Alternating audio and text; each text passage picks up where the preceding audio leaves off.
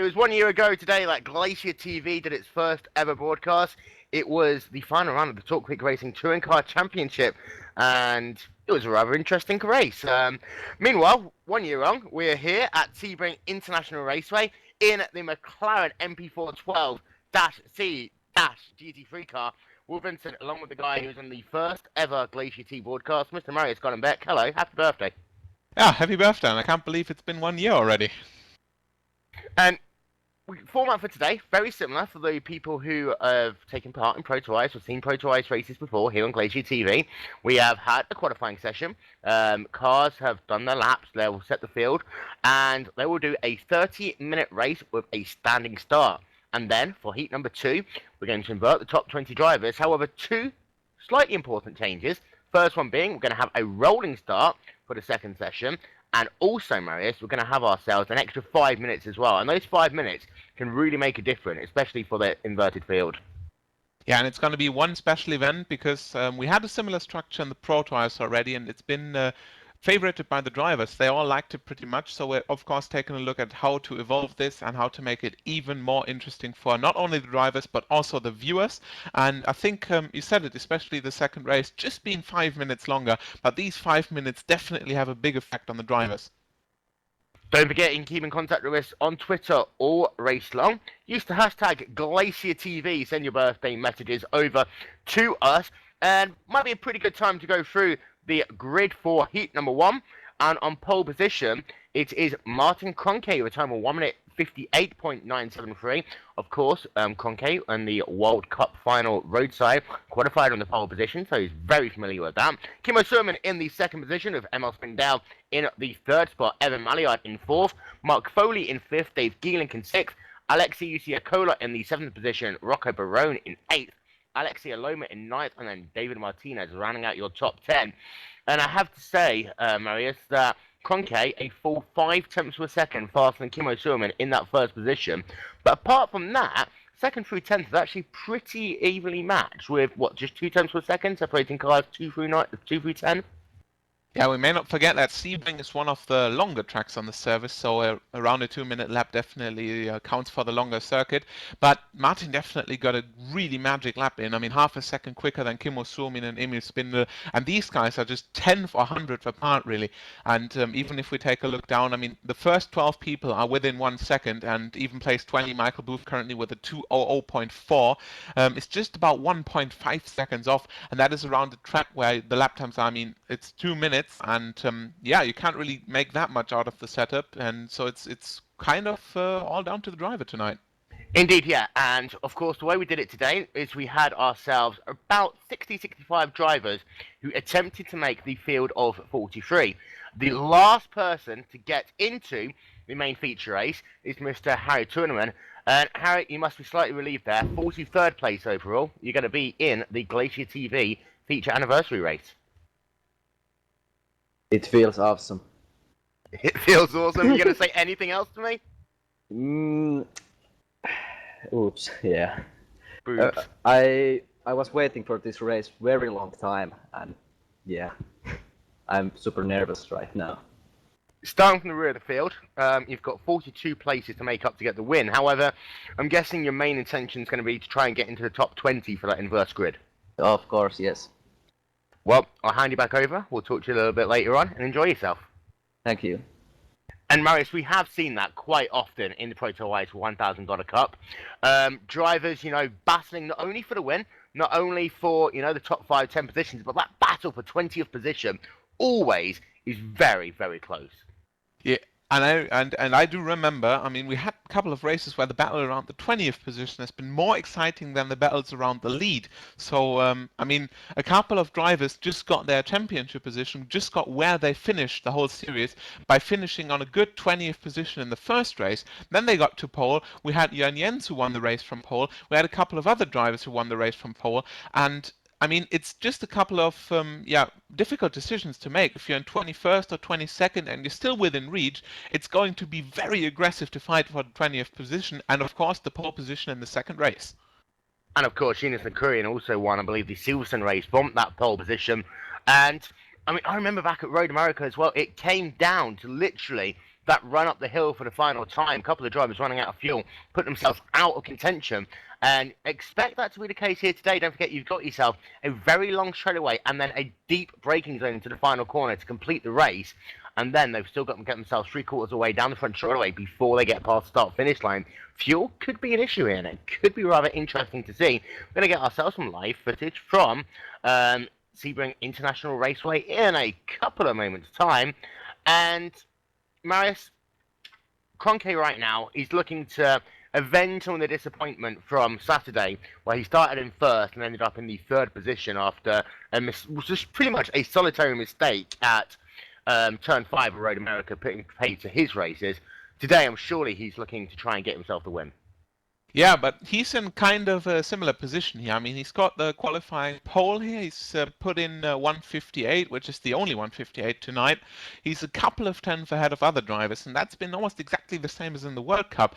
But then for the first couple of laps, everything seemed normal, and Martin just could get into the zone, get into the pace. But then after a couple of laps, he always starts to make these little mistakes. And taking a look at the McLaren, especially, the racing will be closer than in the Pro Twice and the HPD prototype car, just simply because GT cars, of course, have lower cornering speeds. They are generally a bit small, a bit less wide, so 2 wide, 3 wide racing, especially at such a wide track than Sebring, will be possible. And I'm definitely sure it's not going to be such a big effect. I mean, Kimmo, Emil, Evan, all the cars behind Martin won't be so much slower in the race. So I'm guessing Martin will have hands full to defending against these drivers.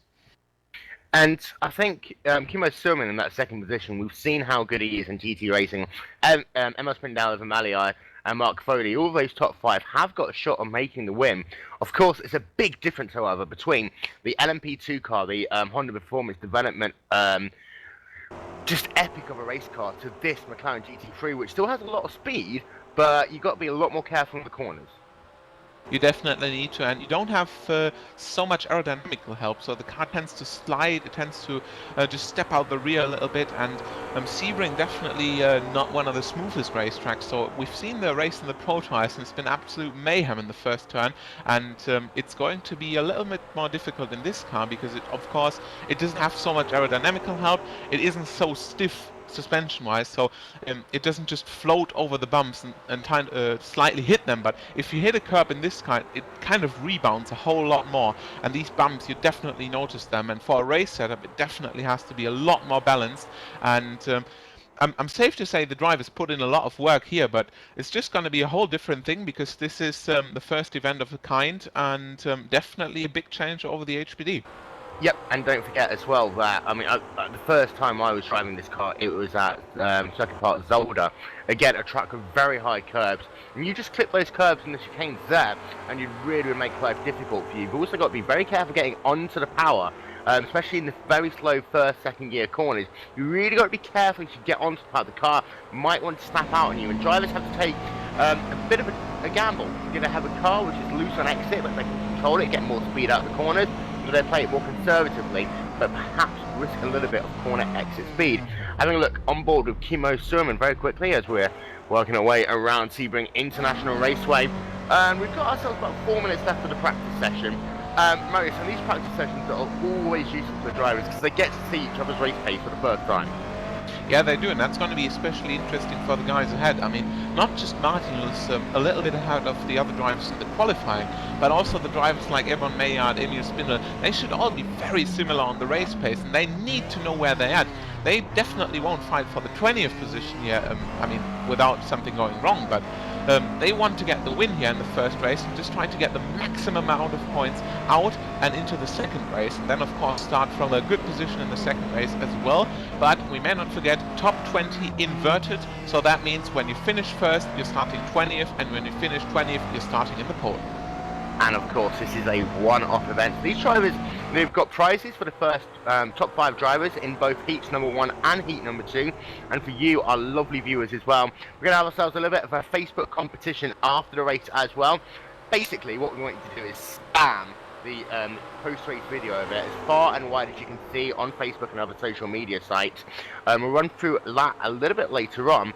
And we've also got ourselves a big announcement to make a little bit later on, Marius, and I know a number of people are very intrigued to see what happens, and you and I, and you've done a lot of work on this, and I think it's going to be rather interesting. Yeah, and it's not going to be such a big surprise for the guys who've been in the Proto Ice, who've know what we've been going for, and there's obviously just a development from that, taking it a whole step further, and it probably isn't coincidence that we have a race today with this car on this track. So wrap your head around this, and we'll obviously just tell you what it's about later on. So we got ourselves about 3 minutes left of practice. Gonna very quickly have a look at Dave Geeling. He's working his way on the racetrack at the moment, just behind the 10 car of Martin Kroenke. And you see Kroenke getting a very good run there out of turn number 16 now as he works his run down the back straight away. And in fact, Marius, just take us through the first couple of corners of this racetrack, because they're coming through turn number 17 now. You start here, which is a very difficult corner to complete the lap. Yeah, Martin's currently approaching the start-finish line here, and you see the car already getting very squirrely here over the bumps, so it seems to be very hard and rebounding off the suspension-wise. Martin indeed cancels his lap here, so probably get a look in another car here, maybe see where we've got an onboard camera mounted here.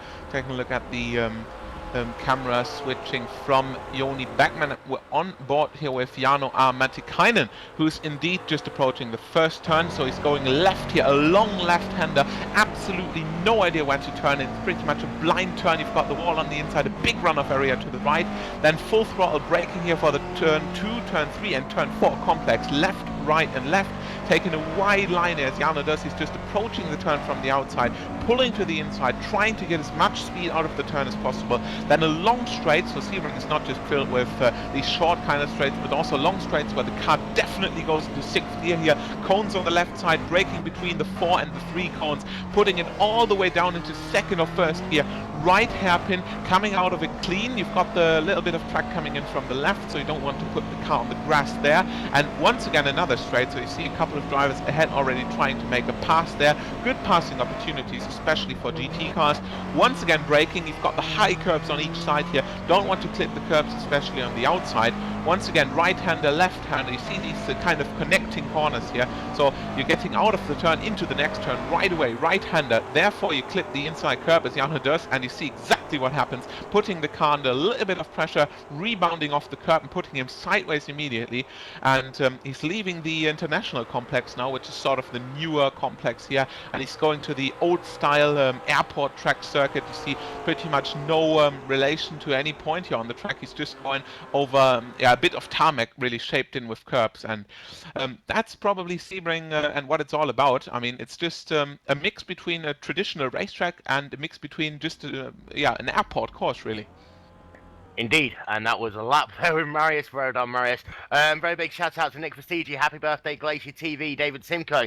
Wish I could be here, but stupid exams tomorrow. Happy birthday, Glacier TV. And a big shout out to Meadow Ready as well. The top 10 for this, the first race then. Martin Kroenke in pole position, time 1 minute 58.973. Kimmo Surman in the second spot, 1 minute 59.482. Emil Spindan in third. Evan Maliard in the fourth position. Mark Foley in fifth. Dave Geeling sixth. Alexi Usiakola in seventh. Rocco Barone in eighth. Alexia Loma in ninth. And David Martinez running out your top 10. And Pablo Lopez, Dawn DeHaan, James Collin, Yoni Hagner, Mads Burr, Oliver Bryant, Petru Cotovano, Pano Lenioto, Mark Bird, Michael Booth, round out your top 20. We're going to go green flag racing in less than 10 seconds time. The lights will go on. The iRacing.com gantry. Happy birthday, Glacier TV. And here at Sebring International Raceway, we are going to go green. And it's been a good start there by the front row. A little bit of a sluggy start there by Dave Geeling in the sixth position, as he's going to have himself worked on the number 1 car there. In fact, they're going to go 3 wide into turn number 1.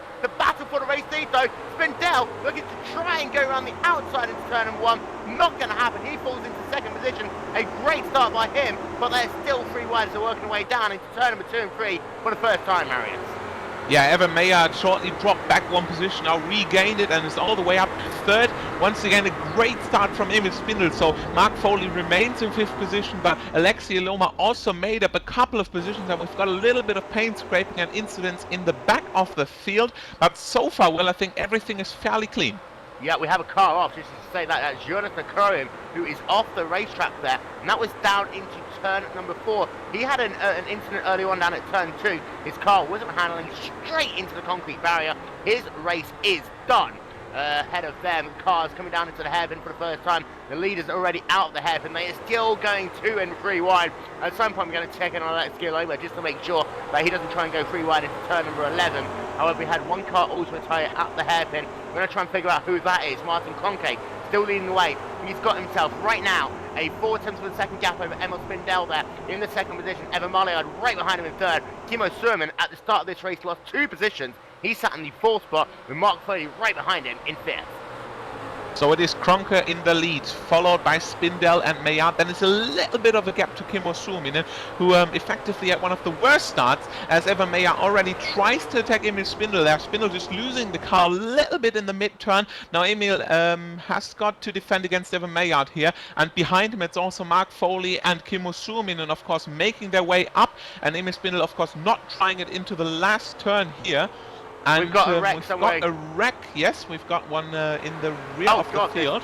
Kevin Parrish is off the racetrack. He was involved in an incident. He's just getting back onto the racetrack, but he was involved in something, and that was down on the back straightaway. So working their way through turn number 16, and it was a multi-car incident. Kevin Parrish, as I say, in the 69 car, just gave a little bit of a bump there to Hugh Pakalami, and then as all these cars tried checking up on the racetrack, then it looks as though that Pakalami got sideways. Kevin Parrish is involved in it as well. David Williams will have a little bit of damage to his race car, but disappointment there for Hugh Pakalami. Yeah, and seeing a bit of dust kicked up here in the first turn. A few cars just going all the way across there on the gravel, as well as Pablo Lopez trying to work his way on the outside, against David Martinez. No, against, that is in fact Dave Geeling, as David Martinez was the guy who's been off in the first couple of turns. As we've got a spin, Alexius Yakuza spinning the car and returning the track right in front of Pablo Lopez, damaging the front of the car. And Pablo Lopez also returning the track and taking out Mats Boer. And that is going to be Pablo Lopez's first race rose, continuing as Petru Cotabara and Michael Booth are battling for 17th and 18th positions on the racetrack. Cotabara completes a pass there, but they are still 2 wide, so working their way through the turn 9, 10 and 11 complex. Very close racing on the field. We'll go back to have a look at that incident with Pablo Lopez in a moment. We've got Kevin Parrish and Hugh Pakalami sat down on pit road. Meanwhile, Martin Cronke's now built up a 1.2 second gap over Emil Spindell in second. For those of you who's wondering why Spindell is in a different coloured car today, Assura Racing are releasing their new logo and new paint scheme here today. Blue, orange and black there, and it's a beautiful racing car there for Emil Spindell in second. Evan Maillard still in third. Kimmo Surman closed that gap up now in the 4th position, and Mark Foley now starting to fall back in the 5th position. Alexia Loma in 6th. Dave Geeling in the 7th position, Rocco Barone in 8th, and then James Collin, Oliver Brandt running out your top 10. So it all seems to be coming to fruition for Kroenke here. He manages to get away slightly there, but we've also said it's not going to be so easy for him. The car's behind, obviously, in his slipstream still, and it's just 0.6 of a second between him and Spindle, and that's almost been the difference in the qualifying there. So you see it's a lot closer in the race, but of course also Spindle gets a bit of pressure from the rear. Evan Maillard also putting the car a bit off and a bit sideways there out of the first turn. Mark Foley still within reach. Alexia Loma also, and we've got the first gap between Aloma and Dave Geeling. That is the top 6 somewhat still in the reach for the lead, and then Dave Geeling in position number 7, the first car a little bit off. Indeed, yeah, and as they're working their way down out of turn number 5 once again, Cronke starting to kind of build up that speed now, and we expected him to use those first couple laps to try and get more momentum.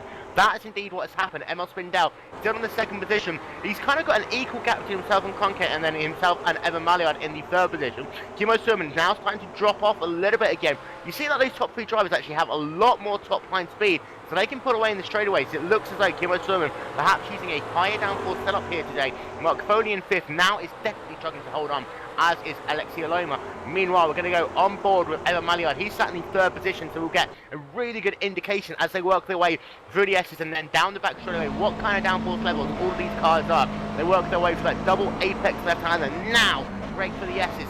down to about 80 miles an hour through the apex of the corner, take it to the right and then to the left-hand side once again. They all go wide into turn number 16, and now as they work their way down the back straight away, everybody actually getting a very good run out the corner. But look at this, you see Cronke actually running a low down full center because he's actually pulling away. He's been done in second. Evan Maillard is just able to close in. He's nowhere close enough to try and make a pass down into turn number 17. However, the final corner on the racetrack is he gets very close up there to the rear of Emil Spindell in the 25 car. Now they work away at the final corner. You can just see the way the cars move as on the airport part of the racetrack. Very bumpy here. It'll be very bumpy again as they go down into turn number 1 once again. But I tell you what, Marius, Evan Maillard is really on the charge in that battle for the second position. Yeah, he's been proving in the official series that he's one of the quickest guys here in this car, as well as Kimmo Suominen, Emil Spindel and Martin Cronke around him, as Mark Foley and Alexei Lomas also dropped back a little bit there, 5th and 6th that is. And it's going to be hard for these guys to get back, really. I mean, if you're in the draft, if you're in the pack for the top cars, you're definitely in the reach, as we've got a battle for place 10, and that is Tapani Linalotto being tossed down 2 positions here. Alexei Usiakola getting back 1 position after having an incident with Pablo Lopez earlier, and also Oliver Brandt starting from 11th, got 1 position back now in 10th, as Tapani Linalotto tries to get his position back around the outside now, approaching the happen. Alexei Usiakola not leaving him any room there on the outside. Linalotto very late on the brakes, now is getting on the grass, now getting on the grass there, losing another position as Dom Duhan squeezes through, and Richard Sobolewski has also got the slipstream now, so approaching the next turn, it might be enough for Sobolewski there to try it around the outside. Linalotto dropped from 10th all the way down to 13th, and Sobolewski no way to do that around the outside, so Duhan, Usiakola and Oliver Brandt all passed Tapani Linalotto, 3 positions lost. And that all started down into turn number 1 when Tapani Linalotto got himself a little bit wide there on that bumpy first corner, got himself a little bit onto the grass, and that is what allowed Oliver Brandt to make their pass down into turn number 2. And as soon as you're on the outside line, cars keep on swarming past you, then that mistake, having to turn in late into the hairpin, that cost them a couple of positions as well. Meanwhile, going to go right back to this battle for the 2nd and 3rd position on the racetrack. This is Emil Spindell and Evan Maillard as well. And you can see Spindell's having to defend Evan Maillard. He gets such a good run into the final corner. That could come down to the last lap between those 2 drivers. As Spindell's having to defend from Evan Maillard, he's starting to lose a little bit more ground now to the rear of Martin Cronke in the 10 car. And I have to say, Marius, that Spindell right now is having to try and attack, close that gap to Cronke, but all the time looking in his rearview mirror to see what Evan Maillard is doing. And I think if it comes down to the last lap, Maillard might try and stick that car down the inside. Yeah, he's looking very racy indeed, and it all came down really to the start of the race. I mean, Kimmo Suominen started in 2nd, and he dropped to 4th, and both Spindell and Maillard with a better start there, and we've seen Spindell almost having such a good start to get to challenge Cronke in the lead. So for now, Cronke is back in his position in the lead, 0.6 seconds still between Spindell and Cronke, but definitely Maillard looks fast enough to challenge Spindell there, and he's also got a good start. So the only one really in the bad position for the top 4 is Kimmo Suominen. And he's the only one losing positions here, and he's going to be the one trying to reclaim them. But for now, it doesn't look too good because he's always just struggling to really hold on to these guys. And while that's all going on, Henry Backman moving himself up a position into the 22nd spot, passing Mikko Paavalainen. Meanwhile, the battle for the 12th position, this is Alexei Usiakola, Don Bryman and Tapani Linalotto. They're going to go side by side as they're looking away. And Usiakola losing the position there. It looks as though to Dom Donnan in the 41 car. So move Donnan up into the 11th position. Usiakola back down into the 12th spot. Of course, we've seen so much of Usiakola the previous couple of months here on Glacier TV. He was a storming start in the iRacing.com Pro Series of Road Racing before he went to a part-time schedule. But Usiakola looking as though he's struggling for the time being, as Tapani Linalotto also back on it as well, as they're working their way down into turn number 16 once again. He was going to try and get himself a good run as they come out of this turn. 14, 15, 16 corners, but looking as though he's struggling just a little bit. Very quickly, the battle for the 20th positions, that's currently being held by David Williams, with Yoni Tamala right behind him. David Williams isn't too far back from a 4-car battle, which has got Mohamed Patel, Somi Kumo, Mark Bird, Paul Ilbrink involved in it as well. Yeah, it's really interesting to see. I mean, Williams, Termele being teammates in Y380 Gaming, Paul Ilbrink from the Radicals team here, and they are all together DWC drivers. Paul Ilbrink and Joni Termele make the qualification in this season for the WCS, the World Championship Series in 2013, and David Williams, of course, remaining his license, for the 2013 season. So they are all together in the highest sanctioned series of the service here, and they are all together fighting for the 20th position in this race. So you see how it goes. We've got a DWC driver at the top of the field, Kroenke and Spindle, of course, both being from the DWC. Alexi Loma in 6th, Dave Geeling in 7th, also Rocco Barone in 8th. But in between them, we've still got GT drivers like Evan Maillard, Kimmo Suominen, or Mark Foley, who have nothing to do with the F1, who have nothing to do with the World Championship Series, but they still do a very good job here, and it just shows how the balance is between the top-end drivers who really do nothing else but fight for the crown in the WCS, and the drivers who regularly just drive the GT cars and got a lot of experience in them. Approaching 15 minutes distance here at Sebring International Raceway. Aerial coverage here in the GlacierTV anniversary race, our first anniversary here today, with the McLaren MP412-C, that GT3 car, one of the most popular cars ever to hit the iRacing servers. The battle for the race lead, Martin Kroenke with a 7/10 of a second gap over Emil Spindel in second. Evan Maillard now starting to drop off the pace a little bit. He is 4.5 tenths of a second further back in the third position. Kimmo Suominen, he started to close that gap back down actually in the fourth spot. Then Mark Foley in fifth, now has started to fade. And then Alexia Loma in the sixth position, Dave Geeling 7th, Rocco Barone in 8th, James Cullen in 9th, and Oscar Brandt rounding out your top 10. And it looks as though that Lenny Otis has been able to get himself past Dom Doan again. Yeah, it looks like it, as Dom Doan has been having a bit of an issue there in the first couple of turns, and Paliloloto could get past him again. Now he's facing his fellow countryman Alexi Usiakula ahead of him, who's got past earlier, and Oliver Brandt, I think it's been about 3 laps ago where he's got past, and he's already got himself quite a gap, and it's almost down to charging towards James A. Cullen, as still we've got the battle on the lead, and you see it between Emil Spindel and Yvonne Maillard. They are still not giving each other that much room. I mean, they are basically just fender to fender here, and Martin Kroenke, he's been half a second quicker in the qualifying, but he just can't get away in this race. 0.6 of a second again. Indeed, yeah, and that gap, that battle for the race lead, it's really interesting. I tell you what, Oliver Brandt as well having himself a very interesting battle now with James Cullen on the racetrack. This is about the 9th and 10th position. Oliver Brandt getting very close in some of these corners, not quite close enough though to try and complete the path, as he now tries to have a look down to the inside of the hairpin. Very late on the brake is Oliver Brandt. We saw him a year ago in the Talkpeak Racing Super Cup, and he is very accomplished in these GT cars. Very late on the brakes, and it should just be a matter of time until he tries to make that move down the inside of James Cullen as they're working away down into turns number 10 and 11. Once again, ahead of them, Rocco Barone battling with Dave Geeling for 7th and 8th position, but a little bit of a mistake there by Martin Kroenke, and that puts Emil Spindel right back onto the rear of his MB4 number 10 car.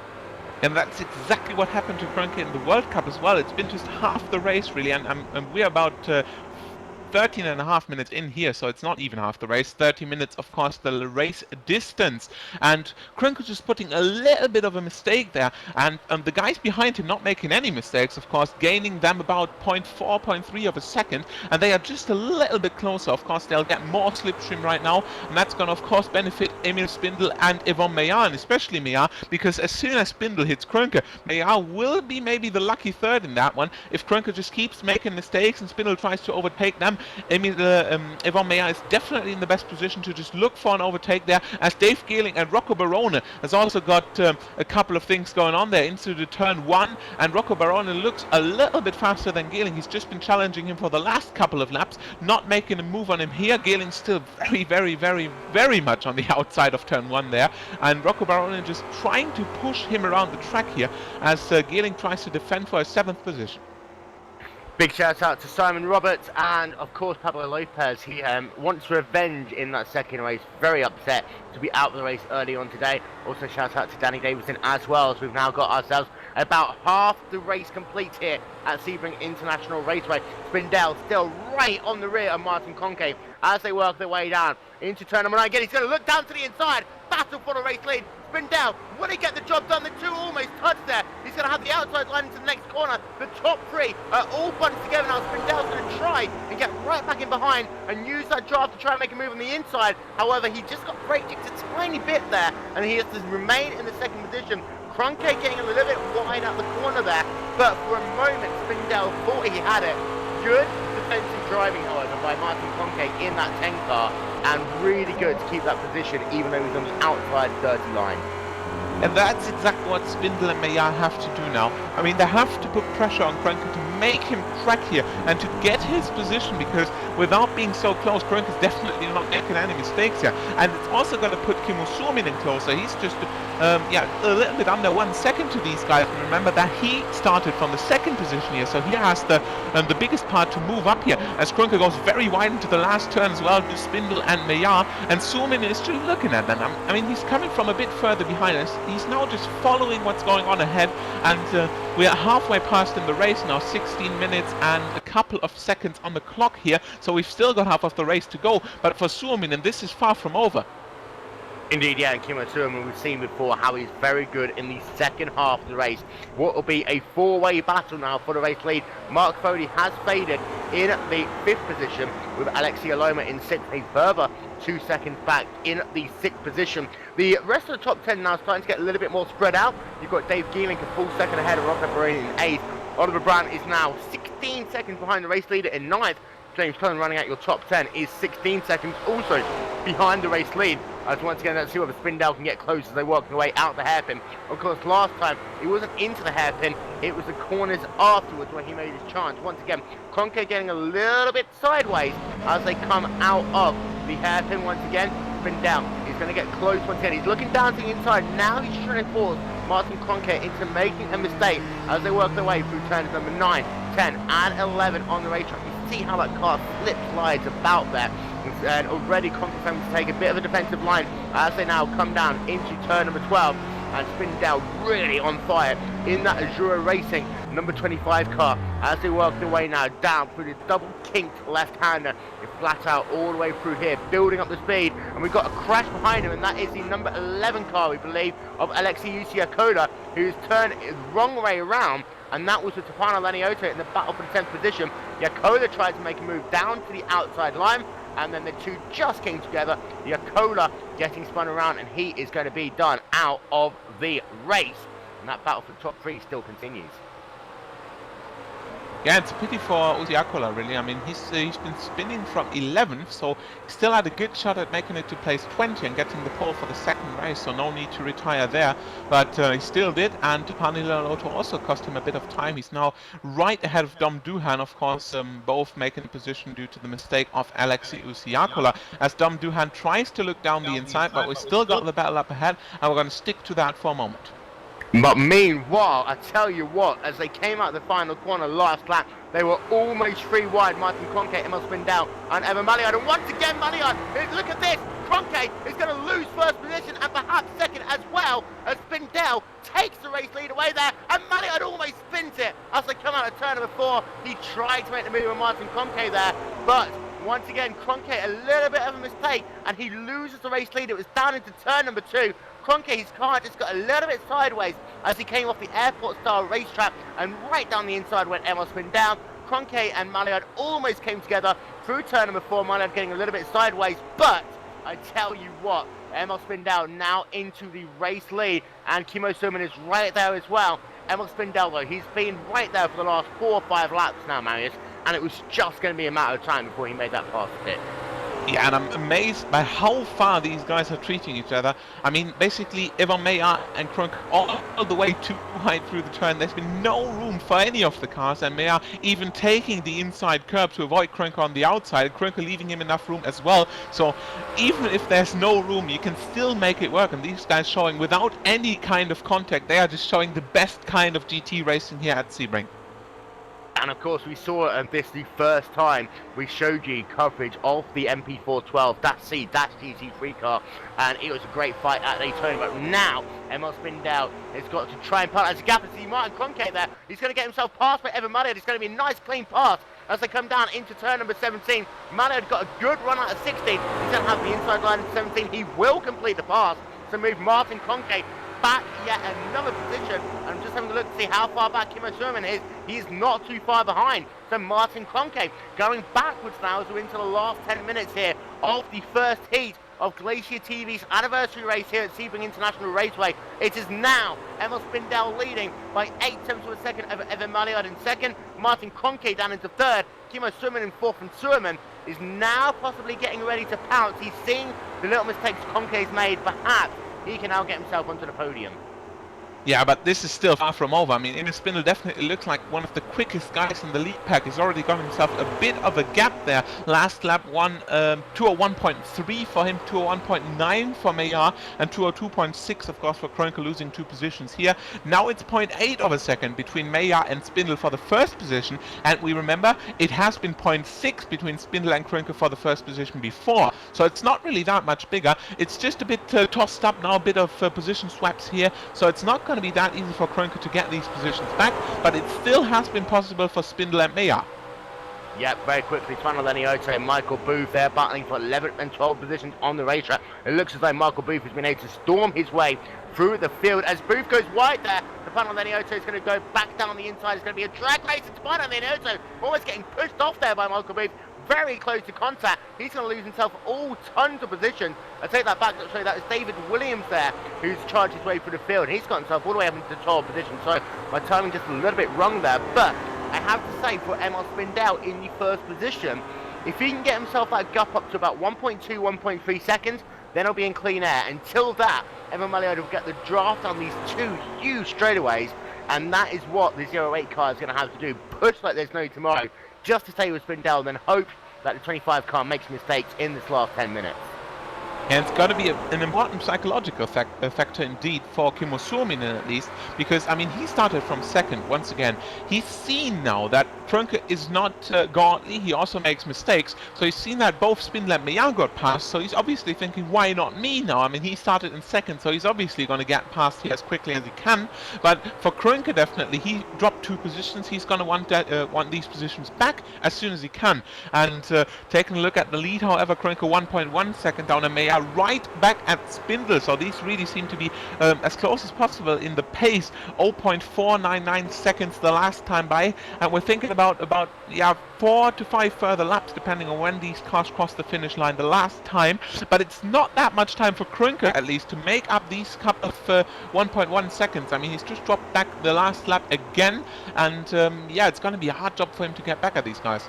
Yoni Tamara and Mohammed Patel, they are racing 2 wide as they come down into turn number 2. Once again, Patel having to let go there as he was trying to move himself up into the 13th position, working on Yoni Tamara in the 13th spot. And of course, David Williams there, so very close now to the rear. And this time it is actually Michael Booth too, as they work their way down into the hairpin. Once again, David Williams is going to look down to the inside. Thinks better of trying to make the big move down on the inside. He might just try and save that until the last lap, trying to survive Booth ahead of him in the 23 car. But now that gap between Emil Spindell and Evan Malliard is just 5 tenths of a second on the racetrack. Kroenke's faded a little bit. He's now 6 tenths further back in the 3rd position. However, in 4th place, Kimmo Sherman, we're going to check in on that battle for 19th, 20th and 21st position very quickly, because this will be important. The driver who finishes in 20th position now will be bringing the field to the green flag in our 2nd heat race today. We'll talk about the rule changes for the 2nd race in a little bit, but in 19th position, Nico Bram. In 20th position, Mika Paavalainen. In 21st is Jukka Sovalainen. And Sovalainen right now, Marius, is only about a second behind Mika Paavalainen, and at this moment in time, closing down at a couple of tenths a second lap. Yeah, Savolainen, one of the biggest point gainers for the Club Finland in the World Cup, especially in the Oval, making their victory, making their path to the victory a really, really simple one. Just a good race from him in the World Cup. So Savolainen now in 21st. He's definitely looking for the 20th position, but also Paavilainen seems a little bit faster than Nico Brandt maybe. So I'm wondering if they might both challenge them, because there's just about 1.1 second between each of them. We've still got about 4 laps to go. Yeah, 4 laps to go. To run through it very quickly, the list of your retirees. Yunus Nakuri, we saw him on lap number 1 out of the race. Mano Palumbo involved in a first lap incident. Pablo Lopez out of the race. Mads Burr out of the race. And then we've got ourselves Kevin Parashua, Pakalami, Semele Kumo, Alexei Siakola, Mario Vazlek, James Collin all out of the race as well. And that battle for the race lead continues to develop. Now it's Emma Maillard closing the gap on Emma Spindell in the battle for the first position. And Marius, remember I was saying earlier on how Maillard was looking very close to the rear Spindell, thought he could make the move down to the inside of the final corner. I've got a feeling he can still do that perhaps in the last lap. And I tell you what, Spindell is going to have to be careful. Yeah, and Krönke is another 0.25 of a second back indeed the last lap, so he's really looking to be in a struggle, so Suominen is soon going to start racing him, but for Meyer and Spindle definitely this is not over. They are both leading the way here, gaining a little bit on the guys behind them, so I wonder if they are not just working together for this one, but Yvonne Meyer definitely looks to win this race, and I think Emil Spindle won't let him. Still have to remember these two guys started from 3rd and 4th and all worked the way up the position at the start right away. So Krönke now one of the biggest losers. He started from pole as well as Suominen started from 2nd. So these guys basically just swapped the positions. And we have about 3 laps to go this time by. And 3 laps to go means about 6-7 overtaking opportunities for Yvonne Meyer. As yeah, I mean, they are basically 2 big opportunities here down the hairpin and maybe getting the draft here and down into the last turn. But there are a couple of overtaking opportunities where we've seen overtakes already where you wouldn't expect them. Indeed, yes. Turn number 9 could be an opportunity. If you get a good run at the hairpin, and for example, Spindell's go a little bit wide, you've got the chance to make a big pass very quickly. David Williams in the 11th position, trying to make the pass, and in fact, he does complete the pass there on Richard Slavitsky in the 39 car. So move David Williams now up into your top 10. Spindell, he was able to increase the gap by about 1/10 of a second that last time by. Maillard now right into that dirty air effect, that half a second bracket. He's got to push as hard as he can these last 2.5 laps as they're working their way down into the hairpin once again. Timo Suerman on the racetrack is being able to, by the look of it, they're going too wide there. That's from Martin Kroenke. Suerman is going to have the drag race as they work their way down into turn number 9 once again. And Foley's right behind them. Foley is right behind him, and he made up about a second the last lap, so great drive by him. And he's now looking for the guys ahead to make a mistake as Suerman is down the inside once again. We've seen this already between Spindell and Kroenke, and now Kroenke makes the pass again. He stays in front, and that is before the next chance. Spindell had the chance to make an overtake here. Suerman is too far back, however, and Mark Foley looks like he's really coming into play in the last couple of laps as the battle for the lead hasn't really changed much. It is still Emil Spindle in front of Emma Meyer, and then you've got these couple of 3 drivers here fighting for the 3rd position. It is Martin Kroenke versus Kimmo Suominen and Mark Foley here, and I think Foley's definitely not out of this. Indeed, no, he's not, and he's just waiting for a little bit of a battle between those two, and we've seen this when drivers battle on the racetrack. The pack behind them closes down as well. Dave Geeling's also on the move. He's trying to hunt down Alexia Loma in the battle for the 6th position on the racetrack, but Kimmo Sum had the chance to make it work. Unfortunately, unless you complete the pass into turn number 9, you have the unopportune part of the racetrack as there Kroenke going wide. This could sit settling up for turn number 1 and 2, but I tell you what, Suerman now under a little bit of pressure from Mark Foley in the battle for the 5th position as well. And these 3 drivers, that will come down to the last lap. I see ahead of them, it is very close. The gap is now just 0.3 of a second between Emil Spindell and Evan Maillard in the battle for the 2nd position. They got themselves a lap and a half worth of racing to go here at Sebring International Raceway. We're keeping an eye on that battle and also the battle for 3rd, 4th and 5th positions on the racetrack. We've got ourselves 2 packs of cars racing here. Suerman is looking very racing in that run up to the hairpin once again. This has been one of Kroenke's weakest corners, but Suerman getting himself a little bit onto the gravel there as they work their way through turn number 4. Now as they come down into the hairpin, let's see whether Suerman can close that gap once again, perhaps try and make a drive down into turn number 9. You see just how close he gets there. The 3 cars really do bunch up together, but Suerman this time not going to be close enough.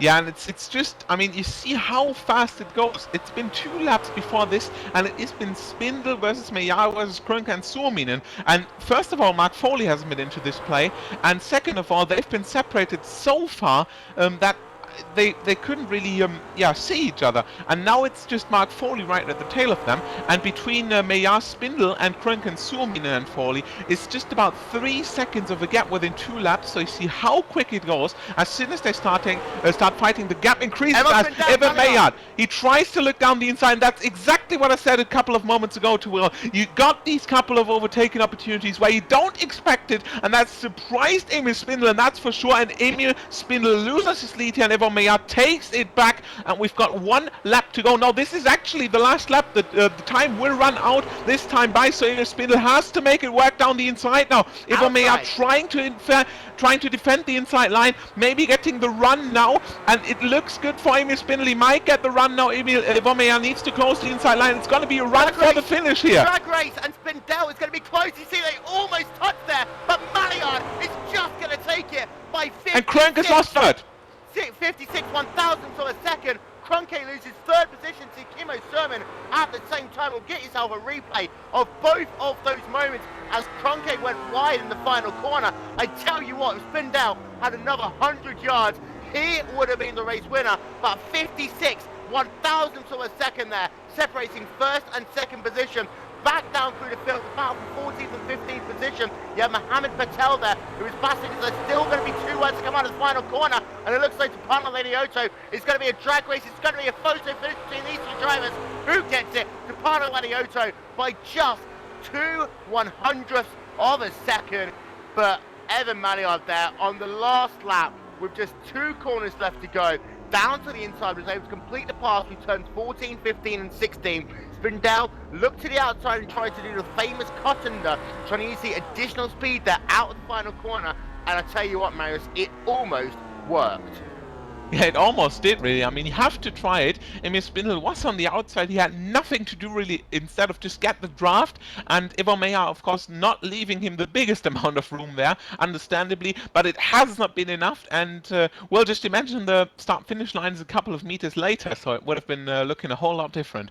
Indeed, yeah, and that run, I talked about this at the start of the broadcast, that run to the start-finish line, it is a long way down, unfortunately, for Emil Spindle. It wasn't quite close enough. You saw there on your screen a replay, Kimmo Sermon down to the inside, and the final corner to take third position away from Martin Kroenke.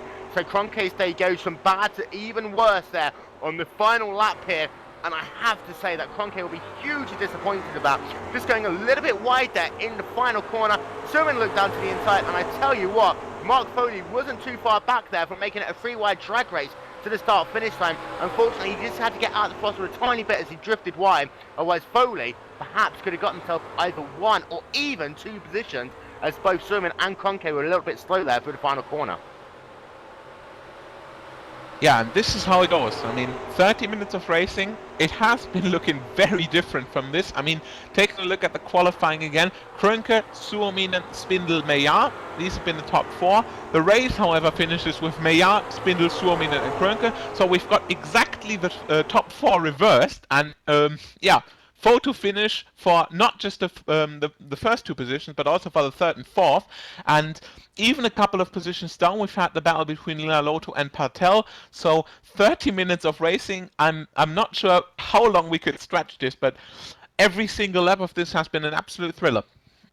Indeed, yeah, and the battle for the 20th position, Mikko Pavalainen will start heat number 2 from the pole position. Results up on your screen, and by 56 1,000ths of a second, Emma Maillard takes victory in the first of today's heat from Emil Spindle, losing that first position with just 2 free corners left to go in the race. Kimmo Sermon was able to overtake Martin Kroenke. He got 3rd position there in the final corner of the final lap. Martin Kroenke ended up in the 4th spot, with Mark Foley there just missing out on gaining a couple of positions on that last corner melee as well.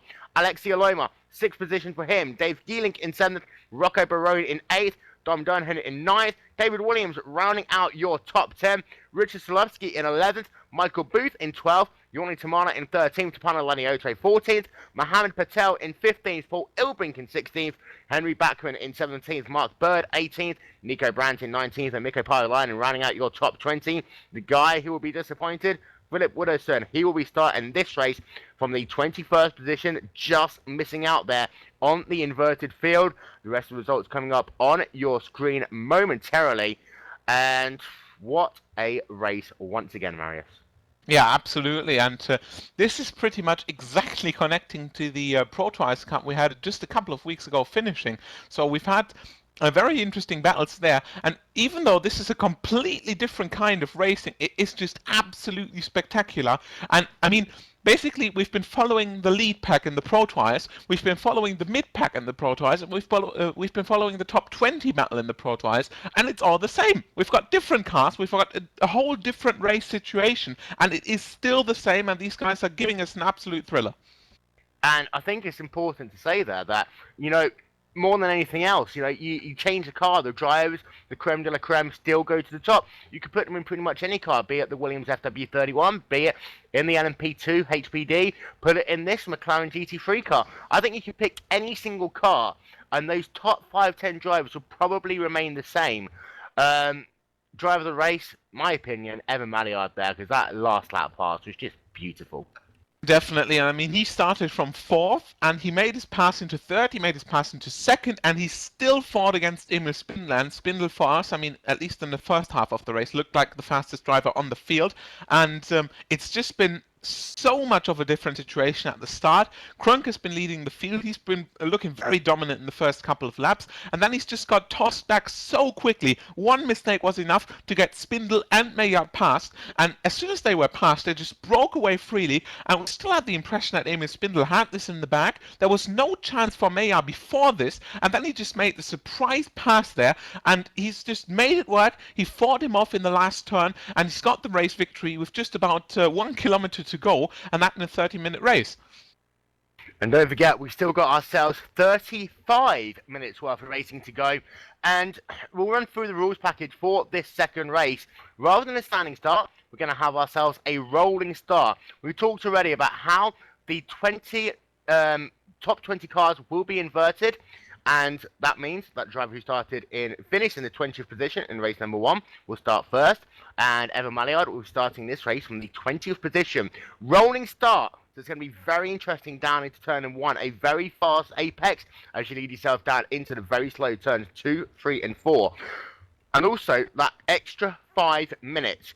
And for the drivers from the rear of the field, those 5 minutes will be absolutely crucial because they're going to have themselves probably an extra 2.5 laps, perhaps even 3 laps, depending on how the time works. And that is going to be incredibly important for those drivers to try and make up some additional positions in this inverse field. Yeah, well, just think about it. I mean, we've had 30 minutes now, and imagine this would have been 35 minutes. Imagine where maybe Maillard and Spindle would have been. Imagine maybe Krönke would have got his 3rd position back. Maybe Mark Foley would have got more into the battle, and you can't really say what's been going on for the place 20 fight. I mean, so much different things with just 2 or 3 laps more than this, and this is just as just showing how much these 5 minutes can be of an effect. Yep, we've got ourselves.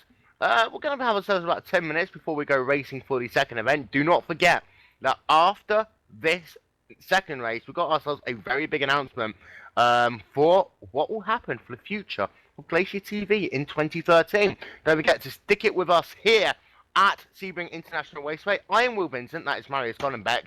And having a look further through the field as well, we saw some really good drives. David Williams, for example, charging his way through the field, getting himself a top 10 finish. So great drive by him.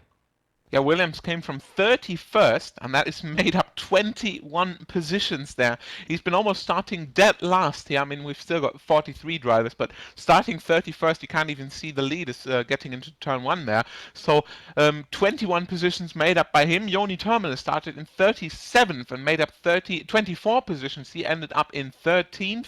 Henry Beckman started in 30th. He finished in 17th. So these guys all made a brilliant race. But taking a look at the losers really here, I mean, the top 4 basically just inverted. So Krönke started in 1st, he finished 4th, and Evan Maillard started in 4th, and he finished 1st. But definitely also a bad race for a couple of the drivers in there. For example, especially for David Martinez, who started in I think it was 10th. Yeah, 10th. He started in 10th and finished 28th. Alexius Jakola started in 7th and finished all the way down into 35th. And also Pablo Lopez, after the little crash, he had 40th position for him. So for the second race, these drivers have got a very, very difficult situation ahead of them. But drivers like Williams and Terminal just show that you can even get into the top 10 from a position like 20th, 25th, or maybe even outside the top 30. And I tell you what, Pablo Lopez, once again, will be incredibly great to see in this second race as well. Really looking forward to see him. And I tell you what, in the meantime, we're just going to step aside for a moment. If this hasn't been enough of awesome GT3 racing, I'm going to show you a little promo. And this is all about perhaps one of the most fun cars iRacing has ever seen. If you're new to iRacing, have a look at this and enjoy it.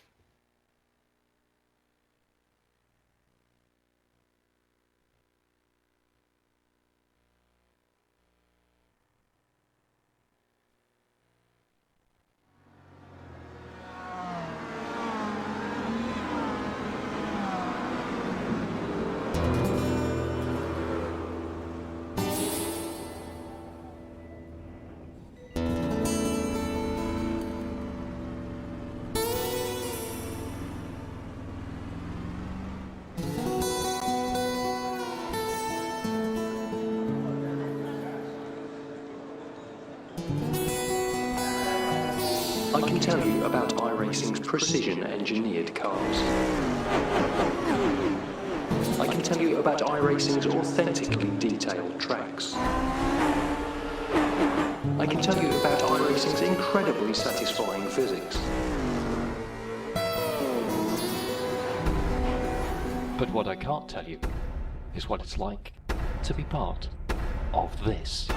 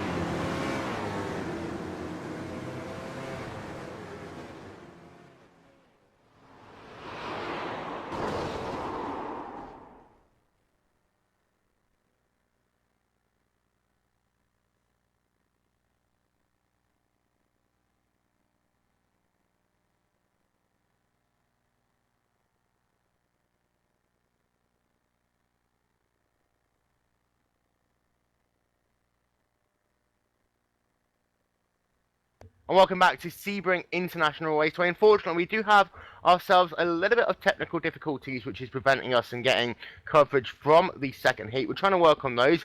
The GlacierTV Polo Bears are scurrying around and figuring out what to do. We'll be getting that up for you as soon as possible here from Sebring International Raceway. And the way that, the first race worked, it was absolutely amazing to see. Don't forget, the top 20 drivers will be inverted for the second race. A rolling start, 35 minutes worth of racing here at Sebring International Raceway. And I'll tell you what, we'll be right back and we'll be with you as quickly as we can.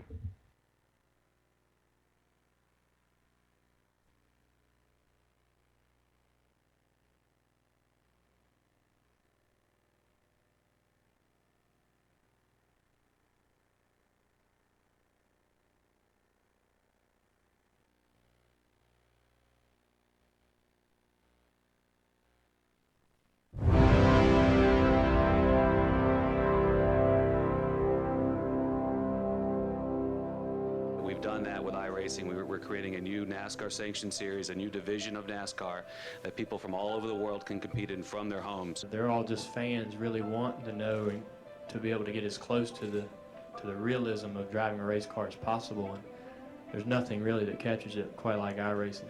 It can be a tool for guys that don't have a lot of experience at a track or don't, have never been somewhere. You can crash a lot. It doesn't hurt. Doesn't cost you a lot of money, and you can get an idea what's going on before you ever get to the racetrack.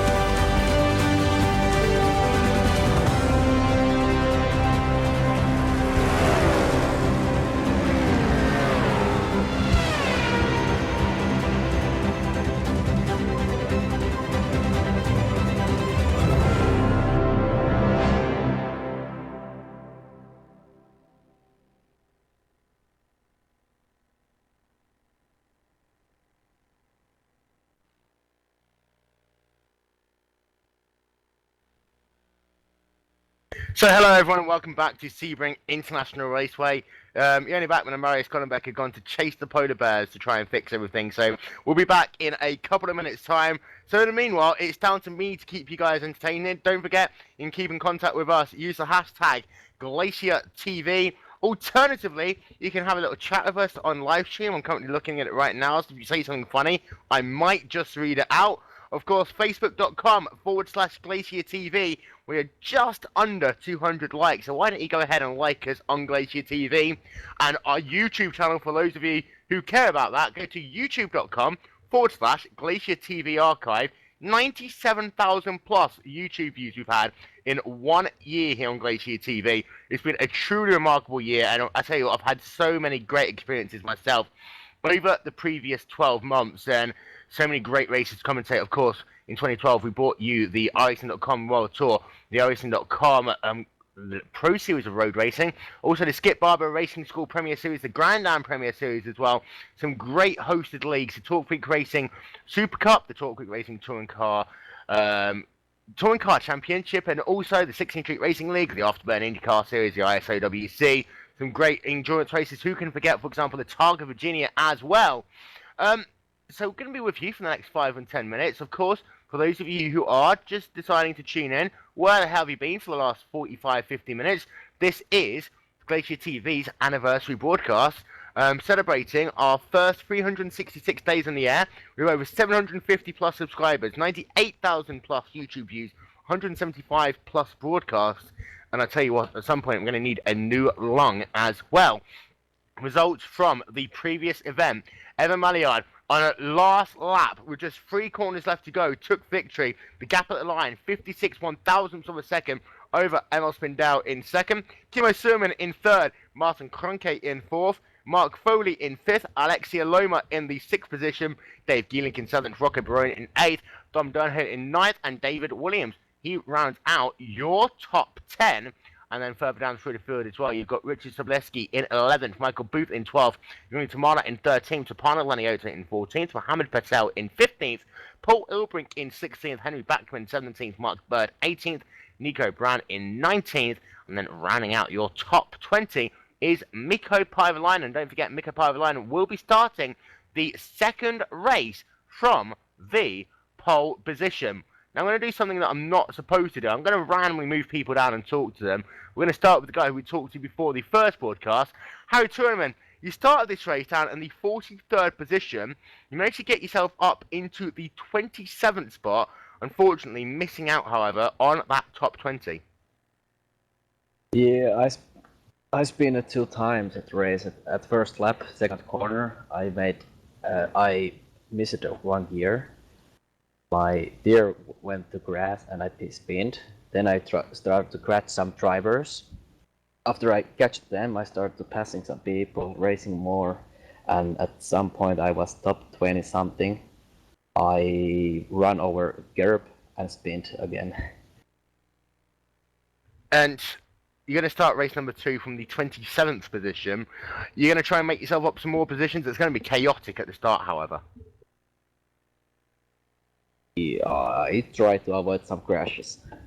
Try to avoid some crashes. Yeah, I will finish some 28 position. 28. I promise. 28. That will be my final position. Okay. And rolling start, is that going to make a difference? I'm old go-kart driver, so it's like my nature. Nice. Well, I'll let you get back to you people. Thank you for talking to us once again. We'll talk to you after the race as well. Going to bring in an Englishman as well, because people always say about how there's too many Finns on the broadcast. David, how you doing? Hiya, I'm good. So you got dragged down here at the last moment. You had yourself a great race 1, however, getting yourself into the top 10, and that car was just really good to handle by the look of it. Yeah, it was great. Obviously, qualifying, I kind of jumped in last minute and got in a reasonable lap, but quite a strong field here today, so that was only good enough for 31st. And my plan in the race was just to make it into the top 20, and then have a decent position for the race 2. But just bided my time and was just plucking off positions one by one, so it went a lot better than I was expecting. And for this second race, you've been in the inverted field so many times in the ProTourWise $1,000 Cup. Here, it's going to be a rolling start. How does that change your mindset heading into not only turn 1, but also that turn 2, 3, 4 complex? I think it's definitely a good thing because, as you know, in the ProTourWise series, there's generally a lot of carnage when you have a standing start with the reverse grid. So, yeah, it will definitely allow, hopefully, everyone to get away cleanly for lap 1, and then it will definitely be a good race from there because you'll have the faster guys behind, and it's going to get very interesting, I think.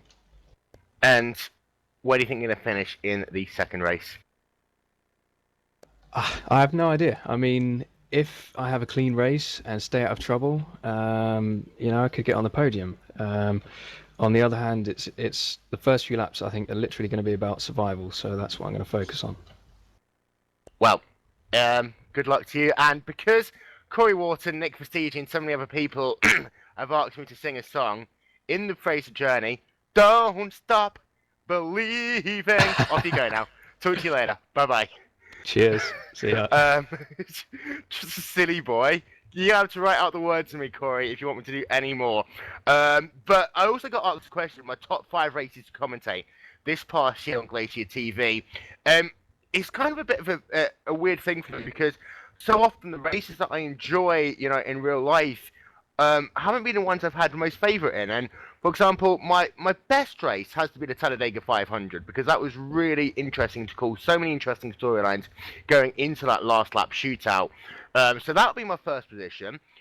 Sticking with NASCAR, I'll probably put in the Brickyard 400 as well because that was, in my opinion, one of the best days we've had. We did a really good Lotus 79 broadcast at Alton Park where there's just so much going on, so I'll chuck that into the top 5. And I will also put, turn your phone off, Yoni, I'll also put into that list as well, probably the first round of the iRacing.com Pro Series of Road Racing because having the privilege to do that and bring the entire season, that was truly a dream come true. And also the 16th Street Racing League Indianapolis 400. Calling a big-time Indy race, it's always been top of the list and things to do. Marius, if I was to ask you for a couple of races, which has been your favourite over the previous year, what would yours be?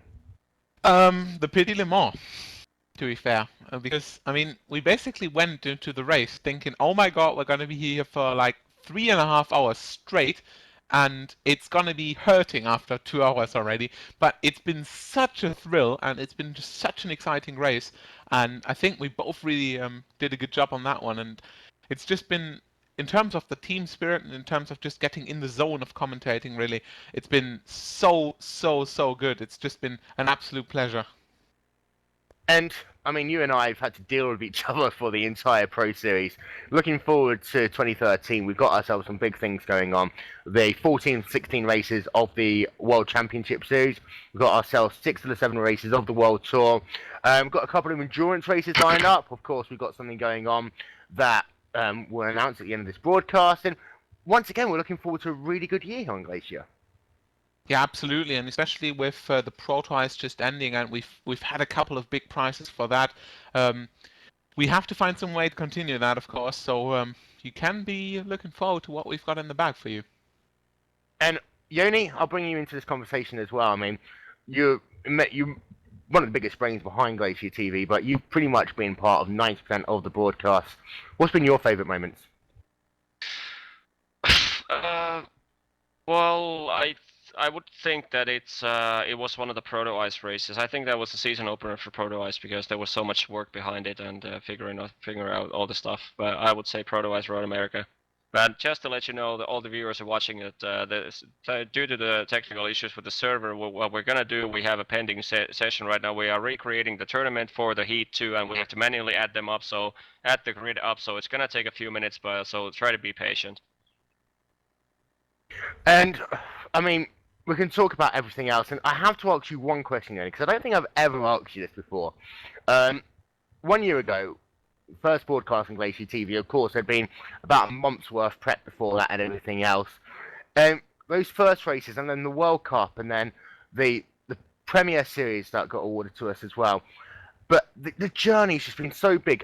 Could you actually say, hand on heart, that you thought that would be here 1 year later, bringing you all of the great luxury that we're bringing you in 2013? No. That's a very simple finish answer there, but we've talked about this before as well, when you set up Glacier TV, it's all about to have fun and bring, a bit of community spirit into iRacing, but I think it's bigger than you, I, Marius, or anyone else could ever have imagined it to be. I think we're going to leave Yoni to work, really. But I have to say, when we started doing the TFR full season, in the hosted races mainly at the beginning of 2012, if you had told me what position we're in exactly 1 year later, I would have said. Well, that is insightful. Yeah, but Marius, same question goes to you, of course. You've done a lot of the behind-the-scenes work that quite often you don't get credit for. But I mean, same again. I mean, I remember the elation that we got when we were provided with the Premier Series, and that was what, 10 months ago, 11 months ago. The journey since then has just been absolutely incredible. Yeah, it really has been, and we came from nowhere really, and then we started up the partnerships with iRacing and just got into the Premier Series, got to know a couple of guys on the iRacing side, just had a couple of great meetings with them, and it just went all the way up from there. I mean, basically we had the Premier Series, it's just been an amazing run there, and then the interviews started coming in, the people just started getting motivated for talking with us, trying to just to share their view on the race, and it's just like a whole big family now, and it's just amazing where it's gotten really. And of course bringing you the WCS 2013, and it's a great honor for us. I mean, 14 of the 16 races, we're gonna have the best drivers in the service. We're gonna have a lots of preparation for that, and it's just really over a whole year. We've got so much exciting things to come. Of course, also the thing we cannot talk to you about yet, but it's just going to be such a great year. I mean, 2012 started absolutely amazing, and it ended absolutely amazing, and 2013 already starts with an absolute boom. Rob Cuss asks, have we got enough time before the second race to go for a poo? If you're quick, maybe. Who knows? We are working on it. We do apologise for the delays to this, but we are going to get ourselves in as quickly as possible and bring you some racing here from Sebring International Raceway. And Marius, that rolling start, we have to talk about that because it's completely different to the Proto Ice $1,000 Cup. And as these guys go through turn number one, we've seen it before, for example, in the TFR Super Cup. You know, running 3 wide through turn number one is scary, but then they funnel down into a part of the racetrack which is barely 2 wide for turn 2, 3, and 4. Yeah, and that's exactly the yeah, I wouldn't say adventure, but it's the task really. I mean, the track isn't alike on all the parts. It basically starts out having this airport section being wide, like you can literally go 4 wide on that, no problem. Into the last turn is so wide you can even go 5 wide there probably. And then you come on the finish straight and it all looks good. And coming down the finish straight maybe, turning into the left-hander turn 1, coming out of that, suddenly you're finding yourself in a track which is barely half of the width, and even coming too wide out of the first turn is already a big task. I mean, we've seen a couple of drivers already running off, running into the gravel, kicking up the dust, and then going into turn 2, we've got the complex, which is basically turn 2, 3, 4, and 5. You can't even go there too wide, and we've seen Maynard versus Krenker earlier. They've been going over the curb on the inside and almost losing it on the outside, and the track has been absolutely jammed. And Marius, just to keep the viewers entertained, they told me to sing earlier. We've had a couple of requests for you to Excuse me, guys. Go on. Just to inform that the previous tournament is going to continue as planned. It just popped up on my screen like it has been properly finished now, so I will start building the second heat as it should be, so it should be up within a few minutes. Woohoo! Marius, to go back to you, because this is important, we've had some people requesting that you try and talk in a Cockney English accent. Off you go. What? Excuse me, I didn't listen. What? We'd like, we have some viewers on the broadcast who've been asking very nicely if you can talk in a Cockney English accent. How do I do that? It's just been dumb doing, hasn't it? It's easy. £2 a pound bananas, £2 a pound, something like that. No, I can't do that. And they say that the Germans have no. I'll let you off that one. Have what? Well, please. But I mean, what should we talk about? Of course, you know, the World Championship Series. We've finally got the field of 50 drivers who will form the World Championship Series. A couple of surprises in there. For example, Wes Richards was able to sneak himself in the last race, and Max Delorco did a spirited charge, but unfortunately, it just came short. Yeah, and it's just the same thing, really. I mean, we've had a couple of situations like this in the Proto Ice, and it's just gonna happen again, really. And it just shows round 1 as heat 1, of course, being important already. But if you want to make the big points, and the big points were shared and were put out in the second heat, you still have to survive the start, really. And it's far from over once you make it to turn 1. Indeed, and you know, this season, we've seen the season, unfortunately, it's not going to be a race for the next couple of weeks or so, but a very intriguing season. And a couple of surprises in that as well, and some great racing to look forward to.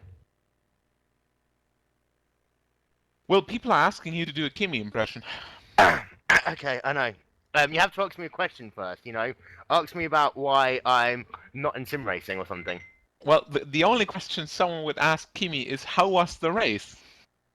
Well, you see, you know, the race is very good. I get a good start. I go into turn number one. I have the race lead, and then the person in my ear keep telling me, Kimi, you have to push, you have to push. And I just say, yes, I know what I'm doing. Just leave me alone. Let me get on what I'm doing. But, you know, I have so many people ask me why I don't do sim racing. It because it's too boring. I get the headache as well. But anyway, I'm going to go and drink some vodka. I'll talk to you later. And you see, it really gets about time that we get this session up. It is indeed, but the viewers are loving it. Shout out to Robson Colosso, Stefan Coppins, David Simcoe, Bert Ekmans, and apparently there was way too much emotion in that, so I'll try again later on. I'll do it when Yoni's here, we'll see what happens. And the best answer I got from that is you sounding like an Indian rather than a Finnish person. Well, I do get my accents a little bit confused at times. Who knows? I'll tell you what. We're going to bring down very quickly a driver. We're going to do a little bit of a feature of this guy in our World Championship series coverage over the next year. And Mr. David Ward, hello, welcome to the GlacierTV booth. You're going to be running for the 2013 Pro Series. Going to make an attempt to try and go for Pro in 2013. We're going to be documenting that throughout the course of the season, but we're approaching season one, and you've got to get down to work. Yeah, I've been practicing really hard, trying to get setups and everything worked out. First race is Sonoma, which I'm not too happy about. Yeah. It's a bit of a Mickey Mouse track, to be honest, and I think it's just going to be a case of survival on that thing. It's a horrible track. I don't know why it was put in, but it's going to be fun. So yeah, setups, lots of hard work, late nights, looking at data that I pretend to understand. It's just getting ridiculous. So yeah, hard work, and it should pay off. Fingers crossed. And the difficulties in going from a GT car, which you're most famously known for, into the open wheel FW31 Williams Toyota, it's a big jump. And the way you have to not only set up the cars, but drive the cars is completely different as well. Yeah, it's helped out going with the Dallara and doing a little bit of ovals beforehand, because it's a downforce car. But yeah, then again, it's another completely different style of driving. I have no idea how I'm going to do. I've had one or two races, and I've just kind of like mingled around the back and managed to finish the races. And I think it's just going to be about consistency, really, and just finishing the races and hopefully score enough points. And good luck for that. Are you going to stick around for the second broadcast? Yeah, I was just having some food and I was watching the broadcast. I just watched the end of the first race. Fantastic race there. Really ridiculously close finish. You kind of ask for more. But yeah, I'm going to stay around for the last race. It's a good question, really. I mean, you've seen the races in the Pro Tours as well, and now you've seen this. So how would you compare them? It's kind of similar to what you guys were saying earlier. It doesn't matter what these guys are driving. They're going to be there or thereabouts at the top. Their skill and level of being able to adapt to different cars is phenomenal, and respect to them. But the racing today, and I'm looking forward to the reverse grid. It's going to be. I hope it's not carnage and everyone makes it through the first couple of laps. But the fast guys coming through, that's going to be interesting. Of course, yes.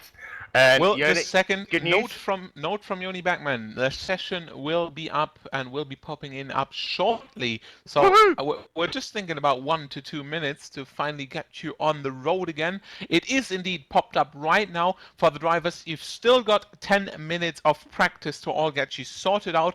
We hope that the grid is set in correctly. It should definitely be, as this is the original session. And within 10 minutes, we're going to get you racing again. So we're going to get you pictures from the track momentarily in just a couple of seconds, and until then, Will has got another guest in the booth. Indeed, it's the final countdown for the next race. But very quickly, my good friend Alexia Loma, I did a Finnish impression earlier on, and the guys were kind of laughing about it, so we thought we'd get a real live Finnish guy into the booth. Race number 1. How was it? Well, it was boring. Race number 2? Gonna be Not more for us interesting. this time. Well, it will be, I don't know. Can I just ask a question? Can Finnish people talk in English, putting a sentence of more than 20 words together at once? I don't know. But I mean, let's go back and actually we'll talk about the random Finnish GlacierTV meetup that happened in December when I decided to come over and say hello to everyone. But rather interesting event. Apparently I snored way too much, but we'll move on from that one. Alexi, Yoni, it was a good event, and apparently we're doing it all over again in June. Indeed. 14th to 16th of June. Not a webcam live broadcast this time because there won't be internet available in the cabin that we're gonna go to. No. But 3 days of absolutely non-alcoholic events and a few other maybe just like a 1 or 2 beers among 25 guys. But yeah, we'll see what happens. And Will is, of course, going to be our only extraterrestrial visitor.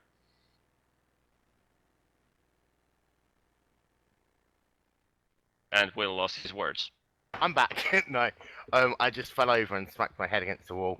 I'm trying to run to the toilet, but I'm back. And yeah, really looking forward to that again. I'm sure we'll put ourselves on a little special GlacierTV race for that event as well.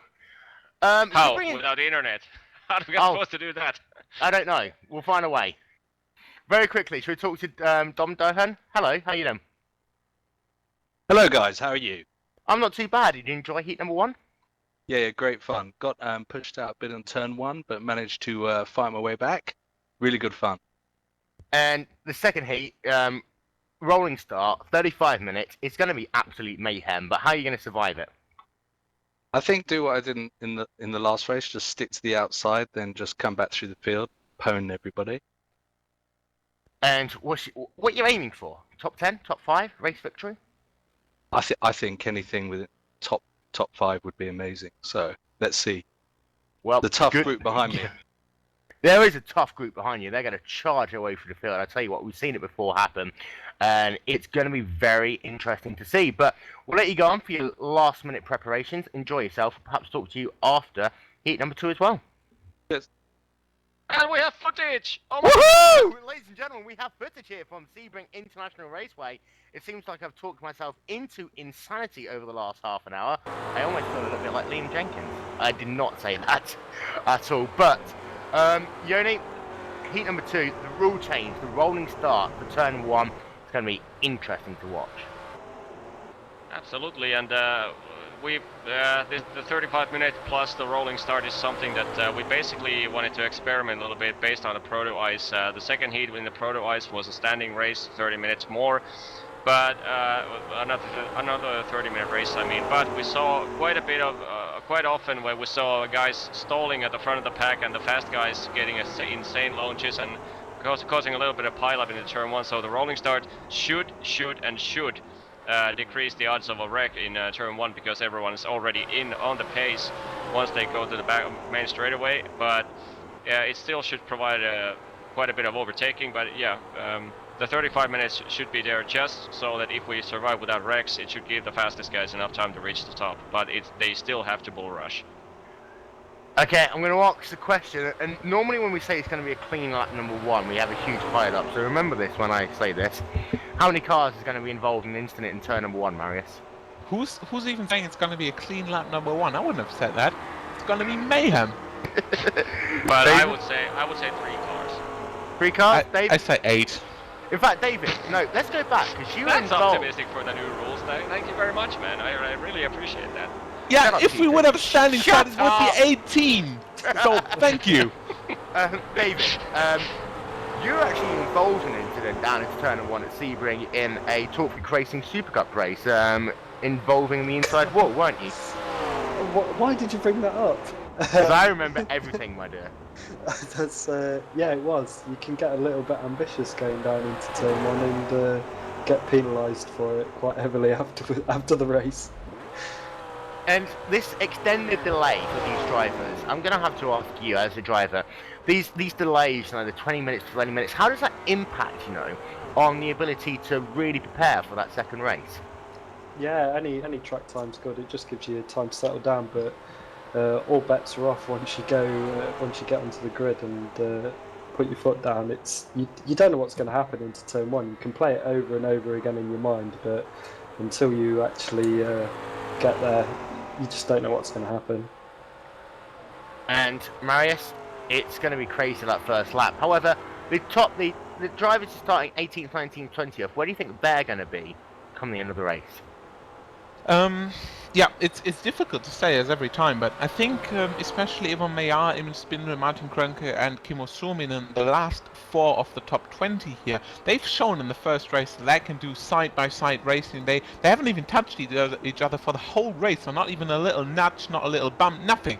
And they've been showing that they've got not just the pace, but also the racecraft to make this work, and this has really been missing a couple of the drivers in the Pro Tires. So for the first turn, some of the drivers were too aggressive, maybe even over-aggressive, and they caused wrecks all the time. And at least for the first race, I mean, it's of course going to be unavoidable that some cars will need to go over the grass or maybe a little bit of contact in the back. But I mean, we had 43 GT cars here, and we didn't have one big one in the first couple of turns. Yep, and I tell you what, Andy Kerstoffer has come up with another competition. How many places can Pablo GoPro Lopez make up on lap in this second race? I'm going to say 27 positions. David? In the first, wait, how much laps? In the race. Oh, not in the first race. lap. a bit overrating him, but thank you. Yeah, when did you become David anyway, Marius? Shush, David, go. He'll be lucky if he gets past turn 1. Oh, that's contrary.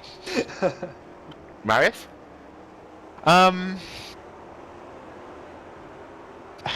You guys ask me these questions all the time and never got an answer about them, but it's something between Dave's and yours answer. Your answer. It's just, I think 11, something like that. 10-4. Paul Ilvink currently working his way around the racetrack, and we're having 31 positions. Jody Backman says there. Give us your opinion on the live stream of thing, or GlacierTV is the hashtag on Twitter. GlacierTV, hashtag GlacierTV. And someone said 40th all the way up into the first position. I apologise, I didn't see your name. However, a bit optimistic, but who knows? Of course, Pablo Lopez did win the last race of the 2012 Pro Twice $1,000 Cup, and I did have a bit of a lump in my throat after that race, but Pablo Lopez, a great charge through the field there. Meanwhile, Kimmo Suominen currently working his way on the racetrack, down the back straightaway, passing one of the Omega Racing cars as he works his way down the back stretch. Martin Krönke also on the racetrack, trying to make a move on Henry Backman. We got ourselves about 1 minute before we go to the grid. Marius, you're allowed to talk for exactly 40 seconds. What should I say? I mean, same situation in the Pro Twice. Top 20 reversed. We've got a little bit longer race, 35 instead of 30 minutes, but we've seen that could have a very big impact because these 5 minutes have been missing to Emil Spindler to get back at Yvonne Maillard after leaving the final turn. We've got the top 20 reversed, so we have got a whole different situation in the pack. Martin Krönke, Yvonne Maillard, Kimmo Suominen, and as well the fourth guy who I've just forgotten, Yvonne Maillard, of course, starting from the top 20 rear, and a couple of drivers not making it into the top 20, and it's going to be a whole different situation for the start of the race. We've got a rolling start. Yoni said that already, to stretch out the pack a bit before the first turn. I still think it will be a very difficult thing. We've been talking about that in the break, but we'll see as soon as the guys enter turn 1 how much this actually makes as an effect. Indeed, yeah. So, cars lining up on the grid. So, Sebring International Raceway, the United States of America, GlacierTV. Let's get ready to rumble for race number 2 here of the GlacierTV anniversary event here. Sebring International Raceway. Your race grid is Mikko Paavalainen. He was 20th in heat number 1. He will start this race from the first position. Nico Brandt, second. Mark Bird in third, Henry Backman in fourth, Paul Ilbrink in the fifth spot, Mohamed Patel sixth, Stefano Lanioto seventh, Yoni Tamala in eighth, Michael Booth in ninth, and Richard Sloveski in the 10th position. David Williams will be starting from 11th, Dom Donahan in 12th, Ricker Barone in 13th, Dave Geeling 14th, Alexia Loma in 15th, Mark Foley 16th, Martin Kroenke in the 17th position, Kimo Suman 18th, Emil Spindell 19th, and Evan Malliard running up the top 20 west of the qualifying order coming up on your screens momentarily. And I don't know why I did that so quickly, because of course we have ourselves a rolling start here. You see the iRacing.com pace car at the front of the field, will be pacing the cars around for one lap here. And of course, Evan Malliard, that last lap pass to get him the race win. He will be starting this race from the 20th position on the racetrack. And David, we talked about turn number 1, but all the way through that first lap, there is going to be trouble at every turn. Yeah, turn 1's not too bad. It's not 2, 3, 3 and 4 and 5 as you go through the twisty section. That's where you're going to have the bottleneck, and then obviously you've got the hairpin right at the bottom. So yeah, these first 3 laps are going to be crucial, and everyone just might need to be a little bit calm and take things easy, but easier said than done with a 35-minute race. It's really a sprint race. It's still a sprint race, and those 5 minutes makes a huge difference, but it's still going to have to be getting the job done over the course of the race and not trying to take too much, too early, too quickly. Yeah, and I think especially for the top 4, that goes for the first race, because, I mean, they've been close together. Martin Kroenke leading them for the first couple of laps.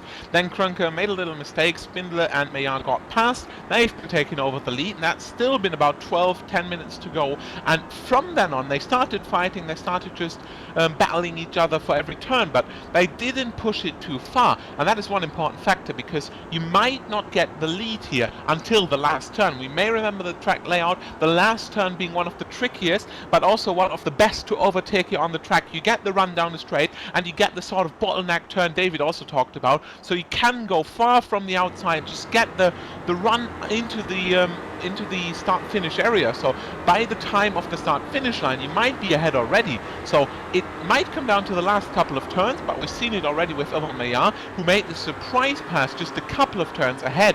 And it's just going to be coming down to the last lap again. I can't think of anything else, because these guys have been going at it at an absolutely enormous pace, and they still managed to stick within about 1.5 seconds, and that goes for the top 4 for about 22 minutes. Yeah, 22 minutes, and you see that battle for the race lead all the way down to the final lap. And I tell you what, another 100 yards, perhaps Emil Spindell could have had the race victory. 5 minutes extra in this race, will that make a difference on fuel, for example? Who knows? Some guys perhaps trying to take it as close as possible to the limit.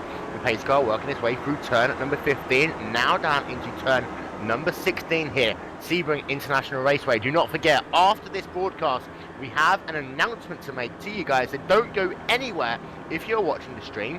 If you're watching it on YouTube on delay, I feel like I'm doing an announcement for Dave here, then just fast forward to after the race, but don't, because it's going to be truly epic to watch. Mikko Paavalainen, Nico Brandt will be lining up on row number 1, Mark Bird and Henry Bachman. In row 2, Paul Ilbrink, Mohamed Patel in row 3, Tupano Lenioto, Yoni Tamara in row 4, row 5, Michael Booth and Richard Stobliewski. As the pace car working its way now down into turn number 17, keep an eye on this turn throughout the race. It is going to be a big passing opportunity. You see there, Paavalainen letting the pace car now just go into the distance. It's about to make that hard right turn down towards pit road, and as it does so, the second heat of the GlacierTV anniversary race is now green, and it's a good start there by Paavalainen. Behind them, look at that, already 3-4 wide almost, as they swarm down into turn number 1, down to the inside there. So Tupano Lenioto trying to go, but they're all the way down to the wall, 3-4 wide still. They're going to have to sort it out at some point as they work their way, and there's been a little bit of contact. Oh, and crash! Evan Maillard crashes into Kimo Suominen. Yeah, and Truman is going to be right down the field there, but they're still trying to funnel it down into turn number 2 and 3, and it's so close. A little bit of bumping and banging going on. Nothing bad in the midfield, however. They all managed to get out. Okay, so there's another car off there, and that was Richard Sobolewski there, who got himself a little bit of a punt as they came out of turn number 4. Now they work their way down to the hairpin. A car off the track as well. That was Rocco Barone. Oh, and another crash. Yes, Barone loses it. Yeah, and Verona loses it again as they work their way down there. 3-1, Evan Maniard there, just going past the outside of Joni Hagner and Emil Spindel. A beautiful pass.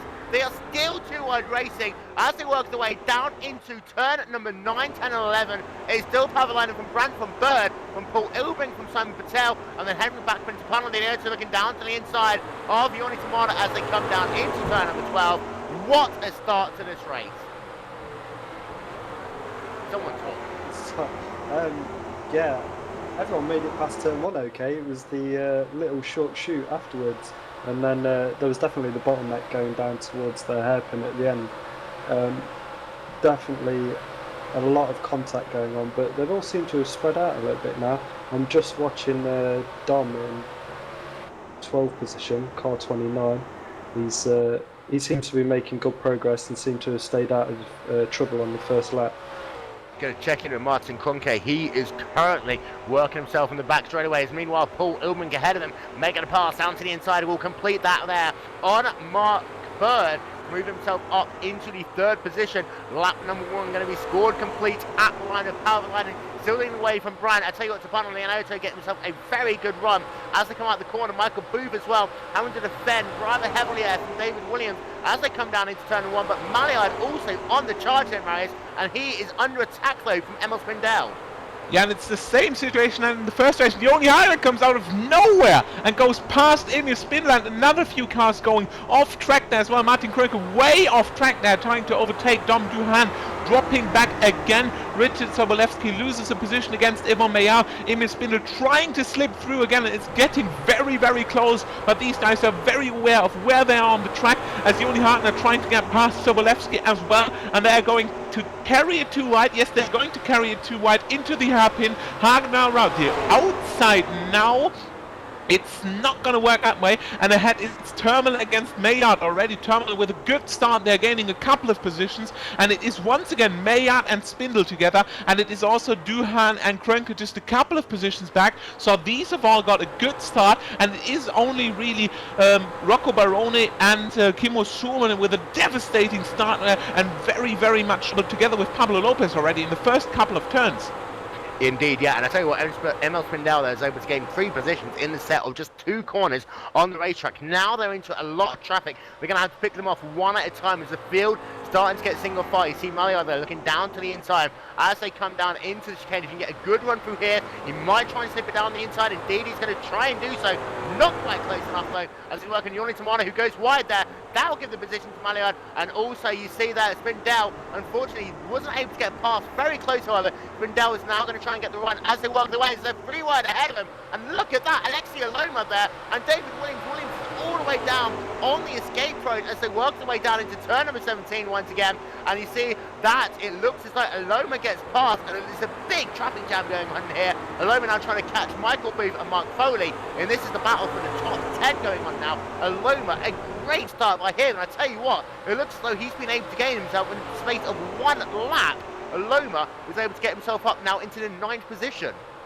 He had a great start of a couple of drivers around him as well, and we have not forgotten, of course, that Mikko Pavalainen is still leading the race ahead of Nico Brandt, Paul Ilbring, Mark Bird and Mohamed Patel, and they've got a respectable 7 seconds gap ahead of Mark Foley, who's in 7th position, and Foley with another great start. He came from all the way to 16th position, so he gained 9 positions at the start, now followed by Aloma, and they've both had a great start there, so they obviously just found a little bit of a gap as Emil Spindel is trying to go past Henry Backman. And Backman made it hard for him as he came down into the hairpin once again. Spindel almost off the racetrack, and Pablo Lopez, for all the Lopez fans, unfortunately, is out of the race. We've got a crash going on behind him there. We're going to figure out who that is momentarily, but I'll tell you what, until then it's pretty clean, as Matti Kayan there, almost running to the rear of Vaslek, and it looks like it's Joni Tamala there, Marius. Yeah, it was Henry Backman and Joni Termele in the hairpin, and by the looks of it, just Termele trying to overtake there, and Backman still being there. They kind of just occupied each other's room, and that just couldn't go well exiting the hairpin. Meanwhile, Dave Geeling here on the racetrack under a lot of pressure from Evan Maliard. Will he try and go down the inside of the chicane? You see him setting himself up a very wide line as they work themselves down into the S's. not going to be close enough, but you saw last time when Maliard put pressure on, he was able to get the driver ahead of him into a mistake. Now, if he can get a good run through turn number 16, all of these cars have got the draft, and we've seen this before in the Pro Tours $1,000 Cup. But ahead of that, and Paul Ilbrink and Nico Brand, they're battling for position. It looks like that Ilbrink is past there. Nico Brand up into second position.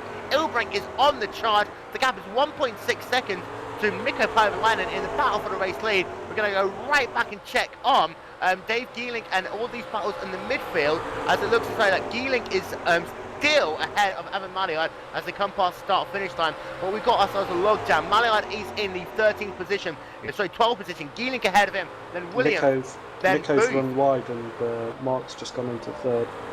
And Nico Brand struggling all of a sudden. He was very good those first laps, but now back down to the 4th position, Marius. And it is Geeling and Williams as well, as Maillard is behind them together with Spindell. And by the looks of it, Williams and Geeling just fighting again. And a little bit of a tap there from Geeling to Williams outside of turn 5. No damage to them, so this is really it. Just bumper to bumper DT car racing. And Emil Spindell and Ivan Meyer right at the tail. Ivan Meyer maybe making it 3 wide now into the chicane. Looking for the middle gap there. That's going to go well. Just make sure you don't touch each other. And it is worked. And Emil Spindell is still down the inside. And they touch. Oh no, those two drivers and Spindell there haven't looked exactly how much damage he has to his race car in the 5 car, but he's still going on.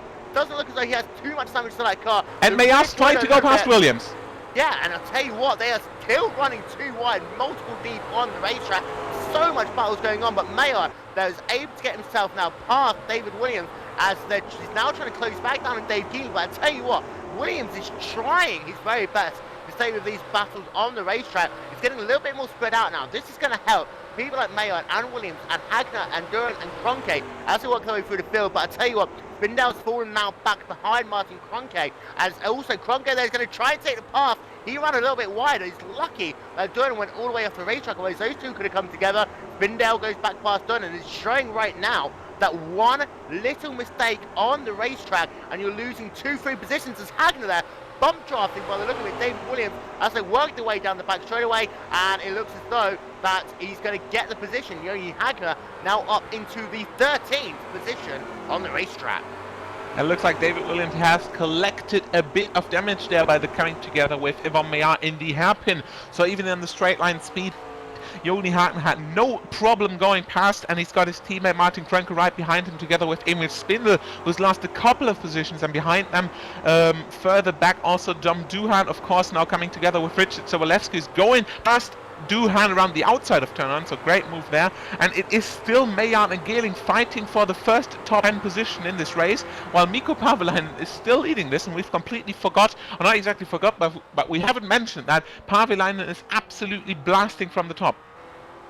Yep, as they're working away on the racetrack, and Paavalainen, he's going to have to try and protect that race lead as they come past start finish. It's actually gone up to about 2.7 seconds on the racetrack, as Dave Geeling still involved there, as he's now, it looks like he's been passed now by Evan Maliard in the move down into the hairpin.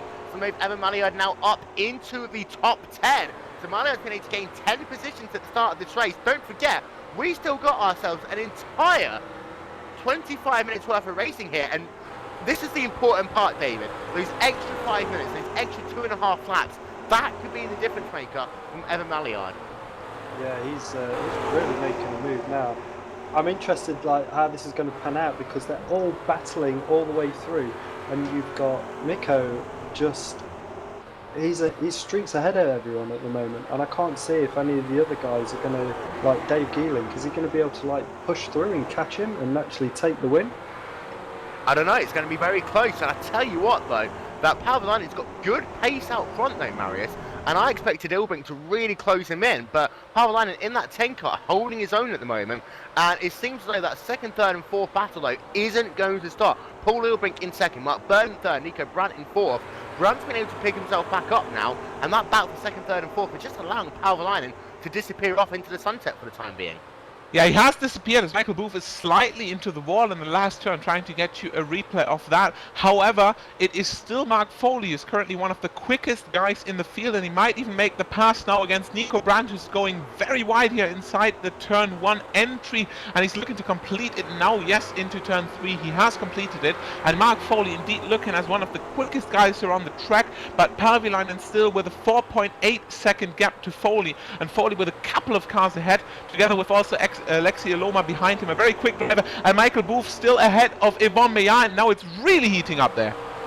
He is, and I tell you what, Maillard there, just giving himself a little bit of a bump, and you see just the rear of the car, but Maillard, he tried to force a move there. They're going to be 3 wides to come into the chicane. He's going to be the last of late breakers into the hairpin, so Maillard going to try and go around the outside. This is going to be interesting to watch. They almost touch as they come out of the hairpin, but still too wide. Maillard's not going to have to brake as late as possible to get the pass done.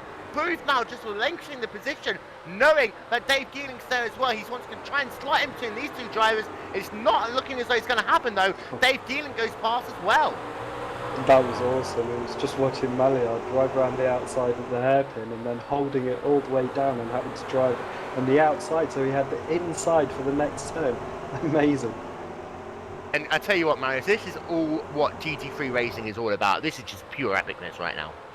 Yeah, and it's really what GT3 racing is about. I mean, these guys are just going at it every turn. It's the only Hartner tries to get past Michael Booth as well. And these guys already know each other from LFS together, as with David Williams as well. Live for Speed is of course their origin here, so they came from that game and they all know each other for a couple of years already. David Williams now in the middle of them, and Emil Spindel behind Williams trying to make it 3 wide. Martin Frank is also in there, so we've got 5 cars battling for the 13th position right here, and 3 wide approaching the last turn, and it is all looking very good for Emil Spindel down the inside. Williams in the middle. Michael Booth completely missing the turn there, and now it's just a matter of how he get out. How will he get out of the track? Then he's coming back with a lot of speed there. A good run there towards turn 1, and Booth is still on the inside of Spindel. Meanwhile, Nico Brandt had another incident. He's gone wide once again out of turn number 1. So Brandt must have some damage to his race car, because he is dropped all the way down into the 8th position in this race. And this is allowed to Pälviläinen and Alexi Aloma to go past. Oh, and contact! Michael Booth and Emil Spindel are off, and Krunk is also involved. Yeah, Kroenke is involved in that as well. So 3-car incident down into turn number 2 on the racetrack. And I tell you what, it just all went wrong there. Trying to have a look at the replay to see exactly what happened. It was Booth trying to look down to the inside of Emil Spindel. He was side by side as they came into the corner, and then it just looked as though that the 2 came together, and then as all of that was going on, all of a sudden you had Martin Kroenke. He couldn't avoid it, and he then, in fact, he's not got too much damage there, so he's still going on, and he should be okay. But disappointment for those 2 drivers there, and they're going to have to do that all over again. Meanwhile, Alexi Aloma working on Mohammed Patel. These 2 have been having a battle now for the past couple of laps, and Patel doing a good showing here, resisting the charge from the 13 car of Aloma. I saw Aloma go past and he had an incident. Patel was able to go back past once again, but this is the battle for 5th and 6th positions on the racetrack, and they 2 are also catching Mark Foley in 4th, and also Mark Bird in the 3rd position. Yeah, and Mark Foley with an amazing start. He came from 16th. Meanwhile, is past Patel, so he is in 4th position as Alexi Aloma gets the run on Patel now into the last turn. And by the looks of it, Mark Foley's got a couple of laps at least, or at least 1 or 2 laps ahead of him, free traffic. And then he's got Mark Bird and Paul Ilbrink, as he's still one of the quickest guys in the field. So it's going to be a question of who's going to win this still, as Mohammed Patel is trying to defend against Aloma here. And it is once again Aloma getting the run there. No room for him to overtake, or clipping the rear of Mohammed Patel a little bit, and Tapani Linoloto is still in there within reach. So Patel defending like a lion here. We're on board with Alexi Aloma, so you see how difficult it will be for Aloma to get past there. He's getting the run again into turn 2 for the 2nd time now, in fact, and Patel still closing the inside. You might want to try working it around the outside here, but we see contact between Booth and Spindel earlier, and Aloma trying to avoid the contact there, going across the grass, still within reach of Patel, and Patel still defending as much as he can really, and these guys are losing time and time and time, and Aloma has to make this work now. They are approaching the hairpin, and now he's trying it around the outside once more. Yeah, as they come down, you see Aloma there is going to complete the pass if he can keep it together, but now he goes a little bit wide. There's still going to be 2 wides to come out the corner. Aloma though, they touch. Aloma gets himself sideways, and then you see Patel is going to go past. And there's Linoloto. Yeah, Laniota goes past. He's going to try and work himself on the outside line to come down into turn number 9 as well. Laniota going to try and make the pass on the inside line if he can keep it together for the next corner. He doesn't do so, so Patel holds on there. I'm intrigued to see whether Aloma has any damage, but that was close between those two drivers. And look who's coming up behind him, Evan Maliard, who's in the 9th position. While these three drivers have been battling, he's been able to close up, and now he's just about a second behind this 3-car battle. And with ourselves still 25 minutes worth of racing to go, sorry, I take that back, 20 minutes worth of racing left to go, David. This is still crazy on the racetrack. Yeah, this is nuts. I'm just watching. I'm trying to watch everything because the battle for second place is heated up between 3 cars. We've got Mark Bird, Paul Imbrick and Mark Foley, all really close, and that just kicked off when Oleski was making the move. Working our way, you see there's still 3 wide almost battle as they come down into the final corner. Once again, Alexia Loma is trying to close up to the rear to Panel Laniota, and Mohammed Patel once again as they come down into the start finish line. Ahead of that, Mark Foley side by side there as they come down into turn number 1, trying to get the outside line of Mark Bird. Pass is going to be complete there. Move Foley up into the 3rd position. Aloma at the same time gets themselves back past the Panel Laniota. And Mayard as well.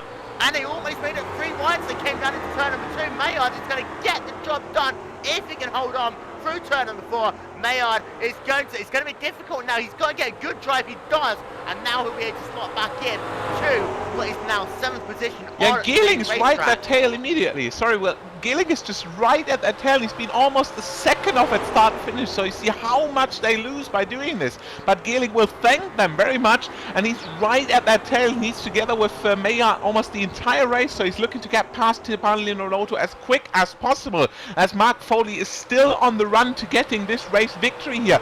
4.3 seconds down. He's only got Paul Ilbrink ahead, and then it is Foley against Parvilainen, and we've still got about 18 minutes to go here, so lots of time for Foley to make up these 4 seconds. Indeed, and I'll tell you what, if you interrupt me again, I'm going to beep you up. But meanwhile, to work their way on the racetrack, we've got ourselves a 5-car battle going on right now. Dave Geeling is at the rear of it.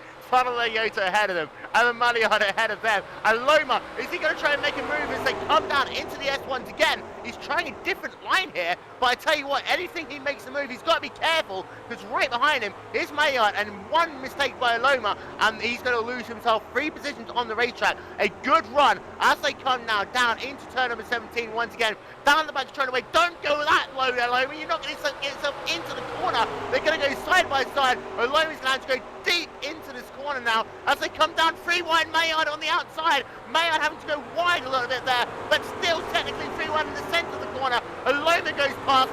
Maillard there was able to resist the attack from the 16 car of Panel Laniota. But I tell you what, Maillard now, he's looking all the way down to the wall as they come down into turn number 1. A bold manoeuvre, but he's going to complete the pass almost as they come out of turn number 1. Who's it going to be? Maillard is having to get very tight on the apex there, but he should get the run as they touch as they come now down into turn number 2. And contact. They do touch, and Maillard there just pushing Patel off, and it did look as though that was all Maillard there in the 0-8 car, but now alone he's got himself about 6 tenths of a second gap breathing space. He now has to try and close down Mark Bird, Mark Fernie and Paul Ilbrink. They've only got themselves about 14 minutes worth of racing to go. Your top 10, Mikko Parvilainen, 2nd, Paul Ilbrink, 3rd, Mark Foley, 4th, Mark Bird, Alexi Loma in 5th, Mohammed Patel in 6th, Evan Maillard in the 7th position, Panel Laniota in 8th, Dave Geeling in 9th, and Yoni Hagen rounding out your top 10. But the battle also going on. Mark Foley closing down now to the rear of Paul Ilbrink, just 5 tenths of a second between these 2 drivers, and Foley is on a charge. Yeah, Foley's just been like a little bit of a dark horse. He was sitting behind Mark for ages, not really doing anything, and then all of a sudden, his last few laps, he's absolutely just turned it on, and he's on a mission now to like get past Ilbrick. Oh, and Ilbrick makes a mistake, so that's going to let Mark Bird catch up as well. So we could have a 2 and 3 on the podium. And we've seen this so often that, you know, you really just harass a driver as you go into the yes and then make a tiny mistake. You've got a huge runoff there, but you can't clip the curve. The car gets all forms of sideways. But now move Mark Foley up into the second position. He has got himself just over 10 minutes to try and close that gap to Mika Paivalainen. And you know what, Marius, before we went on to the broadcast, we said that it will come down to those last 5 minutes. For Foley, those last 5 minutes are going to be crucial for him. Yeah, and is Joni Hagner, sorry, yeah, that is exactly what I was talking about now. Joni Hagner makes the pass against Mohamed Patel, and Patel, yeah, the lion of the race so far, with amazing defending against Evan Meyer, and Tupani Leonotto is kind of losing position after position. Behind them, Nico Brandt, of course, with a little bit of a struggle earlier on, now being tossed down, passed by Williams and Spindell, as Patel ahead has not made any counter move against Hagner, and Maillard is against Iloma there. Yeah, as they work their way, he's going to be on the outside line as they work their way down into the hairpin once again. On the inside line, the 13 car of Alexi Iloma. On the outside, the H08 car of Evan Maillard. If he can get a good run out the corner, we've seen him do this before, he'll be able to do the cut under, but a little bit sideways there for the 08 car of Evan Maillard as they work their way now down this sweeping straightaway as they come into turns number 9, 10 and 11. Of course, you viewers of the Pro Twice $1,000 Cup will remember as he looks down to the inside. Iloma, he goes down to the inside then. I was just about to say Iloma had a huge crash here in the Pro Twice $1,000 Cup. Maillard all over the rear spoiler there of Alexi Iloma as they're now down into turn number 13. I tell you what, Iloma having to hassle that car as behind them, Kroenke's been able to get himself past Durhan in the battle for the 13th position, but Maillard now down to the inside. Will he be able to get the run as they come down into the chicane? It's going to be so close between them. Iloma's going to have the line back. This is beautiful racing between these two drivers. Maillard will have to now do the apex of his life. He's going to have to get himself past. They're going to be still too wide. Iloma gets the position back. And now he's got to defend heavily because he didn't get a good drive off that straight, and he's going to... If he's not careful, he's going to lose this position. He's going to end up in another battle. Laniotto is looking down to the inside, but Laniotto almost losing a position there himself to Dave Keeling behind. But look at the second part of the apex for Laniotto. They're going to be side by side as they come out to the front straightaway. Laniotto on the right-hand side, and you've got yourself on the left-hand side. Evan Maillard as they walk their way down the front straightaway. It looks as though Maillard might just be able to keep it going. But while this is all going on, Iloma, a bit of a wide apex into turn number 1. Maillard does not like that inside line though, Marius. He does not like that inside line apex into turn 1. Yeah, it's now Gailing against Leonotto, trying to look down the inside, almost touching again, and T3 is not one of the luckiest turns this race. However, they still keep it safe and sound, and I was holding my breath really with Maillard against Iloma. They made it too wide for a couple of turns there, and no contact made. And these guys, I mean, I've been saying that before the race. Evan Maillard has had a great first race. He's been very careful against Kroenke and Spindell, and they've been just going at it for a couple of laps. And to give you just a view on how close this is, from 5th position Alexi Iloma all the way down to Nico Brandt and Dom Duhan in place 15, so including 10 positions here. We're inside of 6.1 seconds, so that is 10 cars in 10 seconds, in less than 10 seconds after 22 minutes of racing. Indeed, yeah, and it does show the competitive nature of this McLaren MP4 12-C plus GT3. I'll add something into that, I'm confused now, but this battle still continues between Alexi Iloma and Evan Maillard on the racetrack. Maillard has to set himself up once again, but meanwhile behind that, they'll spin down as he's trying to work himself of Mohamed Patel as they come down into the S's once again, and Patel there pushes Spindell off, but Spindell able to keep himself going. A little bit of damage there to the right front of Emil Spindell. A lot of these cars have tiny bits of damage to the thing, but this car is very, very sturdy. As Maillard once again, he's going to look down to the inside, outside even. They're going to touch a little bit there as they come down into turn 17.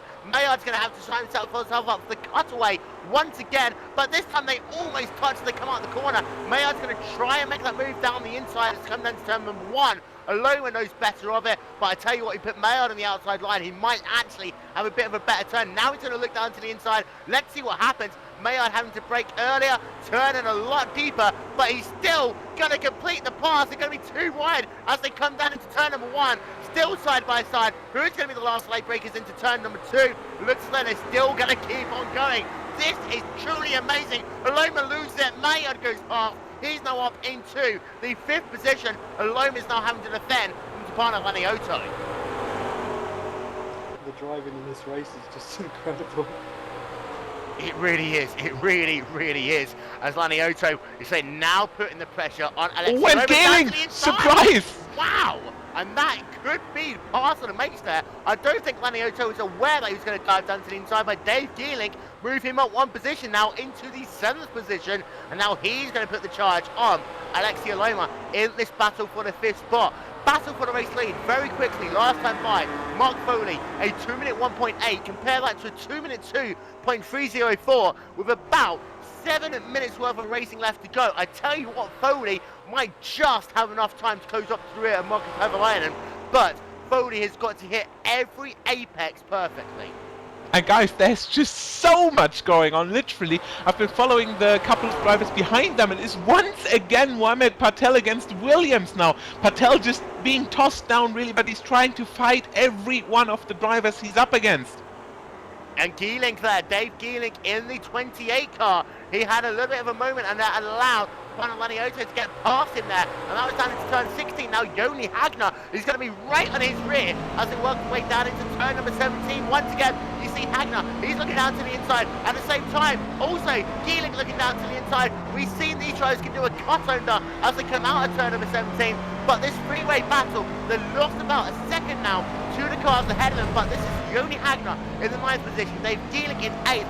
Lanioto in 7th. Aloma and Maliad have broken away a tiny little bit, but I tell you what, they are catching Mark Bird and Paul Ilbrink in the battle for 3rd and 4th as Dave Gehling once again down to the outside line, not able to get the job done, however. Yeah, and it's Krunker, Williams and Patel now 3 wide out of turn 1 as Krunker's on the grass, almost smashing into his teammate Williams there, 2 wide into turn 3 now over the inside curve. Patel lost 2 positions, and once again out of nowhere there are cars, and Patel has definitely been calculating Williams in, but with absolutely no clue. Krunker just came out of nowhere, and Dom Druan is caught up to that battle as well, and Williams and Krunker are both passed now, but Patel is looking to the inside for the hairpin now, and is once again almost 3 wide there as Patel is trying to get his position back. Yeah, he's trying to get that position back, and I tell you what, that is a great battle for 11th, 12th and 13th positions on the racetrack. I tell you what, Martin Krunker has struggled a little bit there. He's had some moments where he got pushed off early on in this race, had to gain some time back up. He has perhaps a little bit of damage to his contact. Remember, spin down to the inside of Martin Krunker. Goes Dom Durham, a big move down into turn number 9. Wasn't quite able to make it stick, but if he gets a good drive through 11 as they work their way now down into turn number 12, that was a big move there by Dom Durham, and David just wasn't able to make it stick. No, he wasn't. It was just that outside-inside move is really hard to pull off. A lot of the other drivers who were catching up at the front have been able to pull that off flawlessly with no contact. Just incredible, amazing skills. Marius, the battle for the lead, it continues. Foley is catching Mika Kovalainen by a lot right now. Yeah, keeping an eye on their times as they come by the start-finish line. That time by Mikko Paavalainen completes his 14th lap with a 2:02.1, and Mark Foley a full 7/10 of a second quicker, 2:01.4. And in that rate, he's going to have him by less than 2 laps. And Foley is really on the charge there. And guys, you remember he started from 16th position. And taking that into account, I mean, people like Yvonne Meyer, Martin Krunker, Alexi Aloma, they all started somewhere there. I mean, Aloma just started 1 position ahead of Foley, but being stuck in traffic and being stuck fighting drivers who are literally on the same pace than you is just costing so much time. I think that's why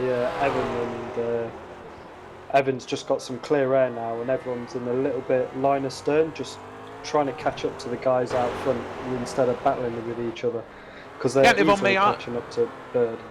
Yvonne Meyer might even get into top 3 here because he's just 9 seconds down the leaders and 3 seconds down Paul Ilbrink and Mark Bird. Yeah, and that battle for the race here continues. The gap as they came past start. Oh, and contact between Duran and Krunker.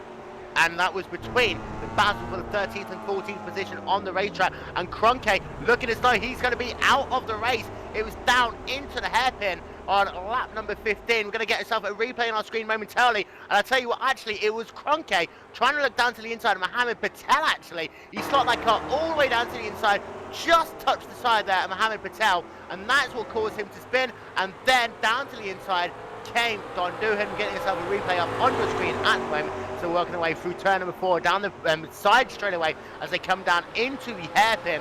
And you see there, it all started with Kroenke as he tries to have a look down to the inside there of Mohammed Patel. They had contact, and then as Kroenke there trying to set himself car backed up, Donhan then came down to his inside and had nowhere to go. The two collected. Kroenke is out of the race, but the important battle right now on your screen, the battle for the race lead. Last time, Foley was a lot quicker than Palvalainen, almost a second quicker. Palvalainen picking up the pace, a 2-minute 1.9 for him, a 2-minute 9 there for Mark Foley. He's got himself perhaps 2 laps to get the job done, but right now Mark Foley in the catbird seat. Meanwhile, Spin Dow, he's making a move as he goes down to the inside and will complete the pass there on Joni Hagner, moving himself now up into the 9th position. And Hagner there going very wide out the corner, trying to still make it 2 ways to come down into number 2.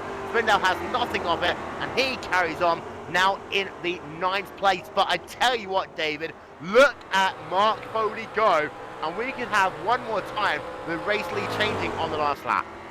He's absolutely on a mission. I can see, I don't know where Foley's going to sit behind. How much time do we have left? Not long.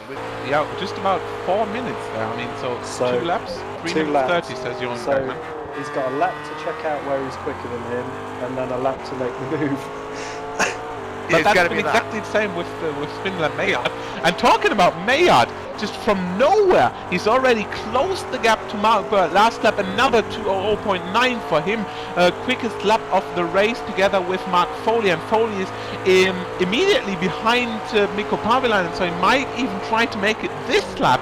And David said something quite interesting. I mean, you've got 2 laps to go, 1 lap to see where you've got maybe a chance where you're quicker than your enemy, and 1 lap to try to make it work. But I think by the position he's in right now, he wants to make it work right now. And Maillard is past Bird. Maillard has got himself up by Bird, now up into the 4th position on the racetrack. So Maillard, he's now got to try and close himself up to Paul Ilbring as Bird. What did I just say there? But Mark Bird, shut up, Marius. And look at this, Foley, he's going to have a run as they come down the front driveway. You see Palvalainen getting a little bit slow, but so did Foley, and that cost him the chance to make the move down into turn number 1. 2 laps left to go here at Sebring International Raceway, and I tell you what, this has been one of the best races we've ever seen on GlacierTV. Palvalainen goes slowly, and this is going to allow Foley to try and get the run as they come down into turn number 2. He's going to be close, not quite close enough, but if he just sets him up now, the next couple of corners as they go through turn 2, turn 3 and turn 4, if he can set himself up, he'll have the chance to make the move as they come down into the hairpin. Look how close he is. He's got that run now. He just needs to try and slot that car, perhaps down to the inside. You see he can pass on the outside here as well. It's going to be the last late breakers once again. Foley down to the inside. This is the battle for the race lead. Not quite close enough, but still, if he can gather it all together as they come down into turn 9 and 11 and 12, that could be the chance to make the move. Foley is doing it right now. He gave him a little love tap out of the side of there. You could just see him touch, but he didn't. He just got off the gas a little bit. This is going to be an incredible battle coming down onto the turn 1, because I think he had enough drive, but you could just see the car got a little bit loose and he decided to back off. Maillard also almost up to Ilbring, but I tell you what, Marius, you said 1 lap to figure out where he's faster, 1 lap to do it. It's going to come down to the white flag lap for Mark Foley. Yeah, it is. Or maybe even the last turn. I mean, you can't really say, man. Here, that's exactly the point where Evan Maillard made the pass. So it looked like a good opportunity for him here, but he's not been close enough this time. He's not been close the last time by. So the last turn might even get the shot for him, but no, not this time by. He's definitely not getting the run here. So it will come down to the final lap. We will get the white flag this time by. Will it be Mikko Parvilainen? Will it be Mark Foley? And they've definitely got enough gap to the cars behind, as Evan Maillard is already past Paul Ilbrink. As he moves himself up into the 3rd position, Foley looking down to the inside there, late apex by him. They're going to be side by side as they come past the start-finish line. This time by the white flag in hand. 1 more lap to go. Paul Ilbrink at the same time is looking as though he's going to be passed by Evan Maillard. Once again, there was 2 wides. They come out the final corner. 1 more lap left to go for them. And look at this, Foley is passed. Mark Foley is past there. He's into the race lead. It was the pass down into turn number 1. just as David expected, there he goes, Mark Foley into the race lead. And Maillard once again against Ilbrink, and the third time now that Evan Maillard can complete the pass, and this might be the final time because now he's getting the run down into the hairpin, not leaving Ilbrink with any shot at getting back at him. But however, Alexia Loma and Mark Bird have both closed up to them, and even Tapani Leonoloto and Dave Gehling are not that far away. So if these guys really start fighting heavily now, they're going to be at them in no time. As we've got ourselves half a lap left to go here at Sebring International Raceway. Mark Foley, look at the gap he's pulled out over this last half a lap over Mika Povalainen. Evan Maillard in the third position, Paul Ilbrink in fourth, Mark Bird in fifth. This could all change in the next couple of corners. These three cars in third, fourth and fifth, so closely separated. Alexia Loma, he's also right there as well. If Gehling has faded a little bit, he will likely come home in the seventh position. He has got past Tapano Laniota, however. Meanwhile, as he works himself now down into turn number 16 for the final time, sorry, turn number 14 for the final time, Mark Foley just has himself now just a straightaway and a half left to go into turn number 16. It has been one of the best drives we have seen here on Glacier TV history, and what a way! Loma looking down the inside and contact! And a touch, but look at that, Loma able to get past Mark Bird there. Mark Bird runs wide, looks like he has some damage. Right back to Mark Foley into the final corner. Yeah, and Gehling, Spindle, Linalotto will also get past, so definitely big damage from Mark Bird there. Yeah, and Mark Foley, as he comes past the start-finish line, he is going to win the second heat here at Sebring. We'll go right back through the field. Povalainen will take home second position. Evan Maillard will come home in third. Paul Ilbrink in fourth. Alexia Loma into fifth. Dave Gehling sixth. Emil Spindell right behind them in seventh. Laniota in eighth. But look at Mark Bird. He was right there until the last lap. And David, you always hate it when it all goes wrong on the last lap. Pushed out on the last corner because he got moved out onto the grass. Sorry, onto the penultimate corner. He got pushed out onto the grass, and that's it. You have to get off the gas, or otherwise you're going to spin it. And because it's such a long straight, that we're just going to shoot by you. But can't take anything away from Foley. That was an awesome race. Well done, mate. That was amazing, Marius. Yeah, absolutely. And Foley came from 16th position. We may not say that often enough. What an amazing drive. And of course, trying to give you an interview with these drivers momentarily, as definitely they'll probably grab a bottle of water and just have a big breath after Mark Foley takes the race victory in 36 minutes and 33 seconds, 3.7 seconds ahead of Mikko Paavilainen after starting 16th on the grid. Third comes Evan Maillard, started in 20th position, so not even less exciting than that. Paul Ilbrink secures the fourth position after Alexia Loma took the fifth position from Mark Bird there. Dave Gehling in sixth, Emil Spindel 7, Tapani Leonoloto in 8, Mark Bird then dropped to 9th after just getting on the grass in the penultimate corner, and Joni Hartner completing the top 10. And guys, I tell you what, even all the way down to Michael Booth, Henry Beckman, top 15, the guys are not even separated by 30 seconds, and we've had a 35-minute race packed with action, overtaking, and just absolute sheer battling all over the track. I think I need to get myself a new lung after that. That truly was one of the best races we have had in a very, very long time. Mark Foley, and I'll tell you what, these two races, we've had it decided on the last lap, and it shows the sheer driving ability of this McLaren MP4 12C GT3 car. A truly spectacular event here on Glacier TV, our first anniversary race, and what a way to do it. Perhaps one of the most exciting races we have had in possibly in our history, definitely in a very long time. Foley taking that victory, and he made a huge gap up on that last lap as well. We'll talk to Mika Povalainen in a couple of moments' time, but I have a feeling perhaps he might have been light on fuel, because that was a really big gap Foley was able to make up on that last lap. Driver of the race, David, go. Foley, only because just outstanding driving, and he played it well. He read the race, and just he got a little bit of luck on his side, but when it came to the crunch at the end to make that move, flawless. Fantastic, mate. Well done. Marius? Yeah, I can't say anything else than that. Absolutely amazing drive by Foley there. Of course, also amazing drive by Maillard, but it's just been coming from 16 on the grid, literally avoiding the troubles at the start, getting the positions from the guys ahead, and then still getting the power and having the aim towards the race win after being completely out of the play and taking home the race victory. An absolutely amazing drive by Mark Foley. Yoni, I'm going to ask you as well because that was truly exceptional. Give me a drive of the race. I still need to catch my breath. I wouldn't say Foley. I would say it was one of the guys from Eloma Maillard. I would say Evan Maillard. That battle with Alexei Eloma. Like, how many laps straight were they too wide? And just, I mean, Maillard is personally, I mean that pass that Maillard did 3 wide into turn 7, the hairpin braking. He was in the middle of the 3 cars and he pulled it going into turn 10 braking. By far, driver of the race, in my opinion. So to run through then, we'll get the final race results up on your screen. Once again, Mark Foley, race victory there. A 3.77 gap in the end over Mika Pavelainen, but don't let that distract you. It was a last lap pass. In second position, Evan Maillard. In third position, Evan Maillard. In fourth, Paul Ilbring. In fifth, Alexia Loma. In sixth, Dave Geelink.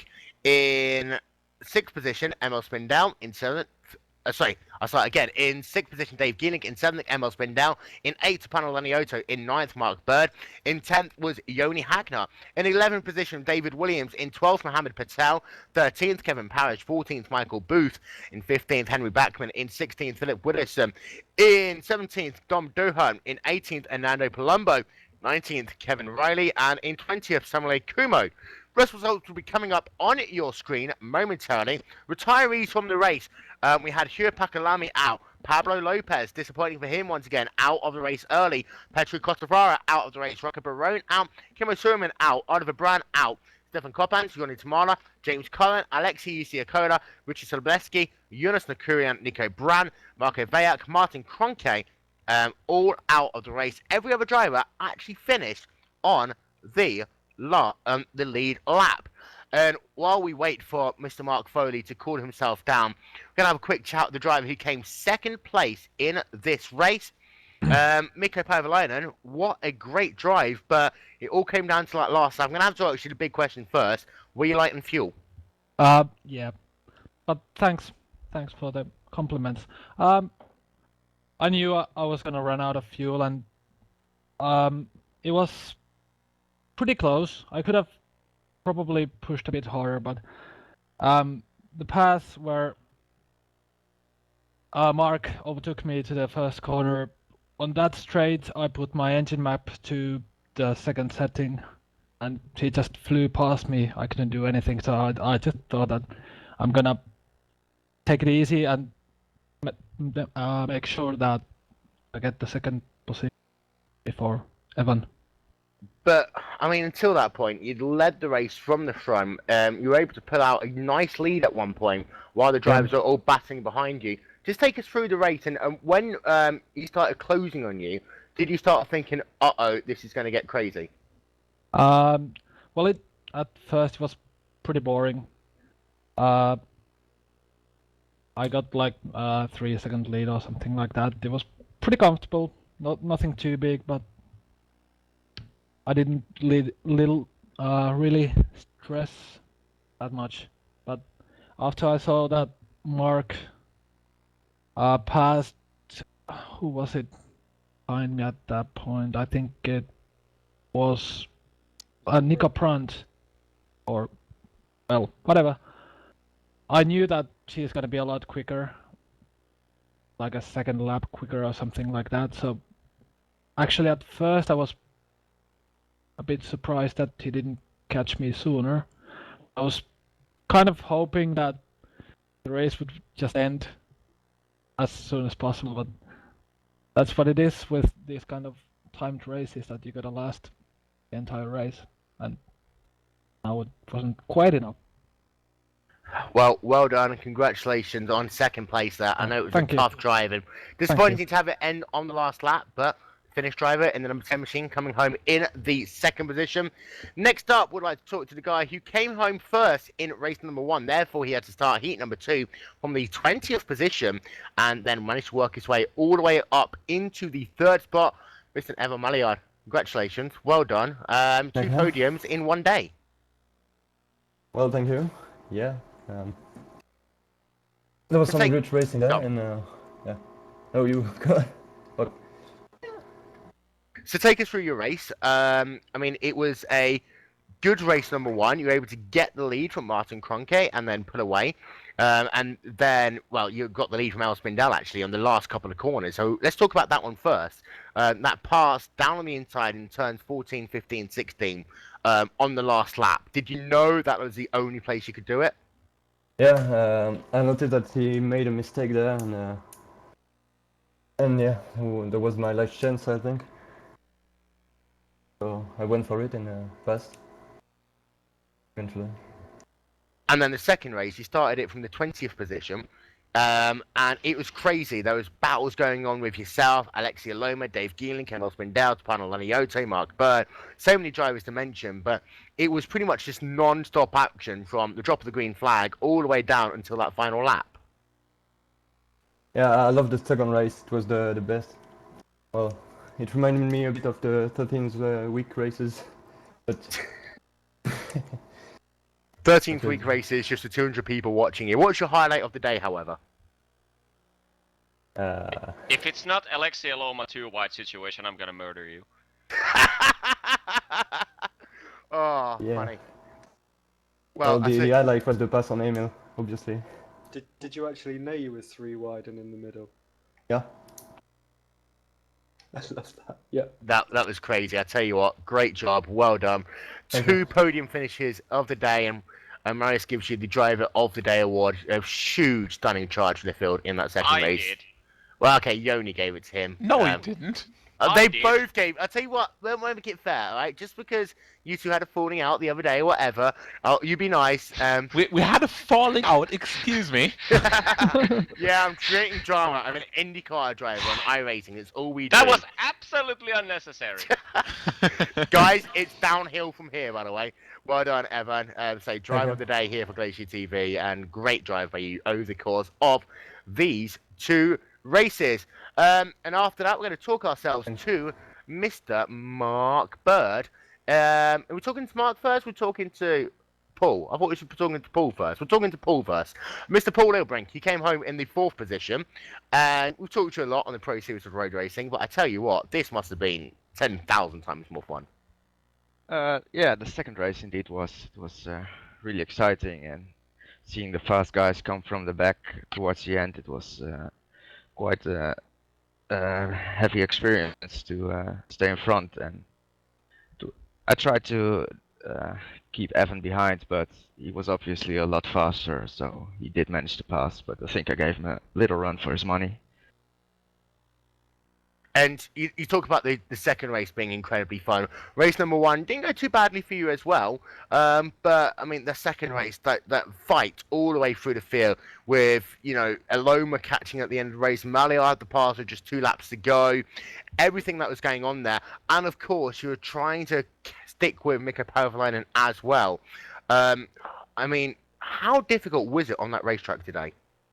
Yeah, it was quite tough. I didn't have a lot of practice really. I just jumped into qualifying, and I think that showed a bit, especially in the first race where I didn't have a lot of speed yet, but it got a bit better in the second race. So yeah, it was tough, and it was okay at the start of the second race, and I overtook some people there, but yeah, I just made a mistake when Mark came passing by. I lost second position there, and that cost me a lot of time, and I kind of lost connection with the guys in front there, so not much more to do there. And highlight of your race, Ziz? I think the 2 wide with Evan in the last couple of laps. Well, congratulations, 4th place finish. Well done to you. And very quickly, we're going to talk to our race winner. He's finally been able to get here. He doesn't know a word of Finnish. By the way, to translate for that for you, it was a month of the year. That's what we're going to tell you. But, Mark Foley, congratulations. What a drive in heat number 2. Yeah, I mean, can you hear my microphone okay? Just I've been on TeamSpeak about. for a long time. Just I'll about. get closer. There we go. There we are. Congratulations, what a drive. Yeah, thanks. I mean, that's probably one of the most fun races I've done on iRacing, full stop, I think. Being able to charge through the field, being able to go wheel to wheel with some guys, some really quick guys, some guys I really respect as well, yeah, it's a great feeling. I had no intention of winning, but things just sort of fell that way, and I found myself ahead of people like Evan and Kimmo especially. I assumed that us five would charge our way up the field kind of in unison, but kind of halfway through the race I realised I was quite out on my own, and I was just excited about getting another $5, but ended up pushing forward and yeah, slowly caught Paul, and then Miko held his own really well, but yeah, I was just able to close in and get the win. It's great. And you talk about how you're able to get yourself a little bit of separation to the cars in front. How important was it to have that clean air to be able to close down, the cars one at a time more than anyone else, and then make that charge to Pavlona in those last 5 and 6 laps? Yeah, it is massively important, and it doesn't take a lot to really get you in the rhythm of the guy in front of you, if you know what I mean. It's easier to chase than be chased, that's for sure. So you do end up using cars ahead as a reference. Even if they're not as quick, they just allow you a better turn in through some of the corners. Yeah, having no pressure from behind, being able to relax. I should thank Mohammed Patel for keeping Alexei Aloma at bay. That definitely gave me some breathing room. But I'm still very hot. I'm embarrassingly sweaty. But yeah, it was worth it. I'll tell you what, the women would love it. What is your highlight of the day? I think just the entirety of that second race. I mean, I went into it just thinking of surviving the first turn, like a lot of others, I guess. And yeah, just being able to work your way through the front, maintain a pace. I don't think I made any mistakes. So drives like that are really satisfying. They don't come along too often. So yeah, really happy. The whole second race was great. You're a race winner in race number 2, and you get my driver of the day, by the way, because that second race was stunning. Thank you. I think I gave him that as well. Yeah, I think you did. I see the Englishman helping out Englishman. This I is gonna didn't get give him good. the driver of the race. That was called driver of the race. Shut Different up, thing, Marius. Will. Learn it. I'm sorry, I don't understand what you're saying. In the meanwhile, I'll tell you what, we're going to take ourselves a couple of minutes to regroup. We'll be right back with a rather interesting announcement after this short message.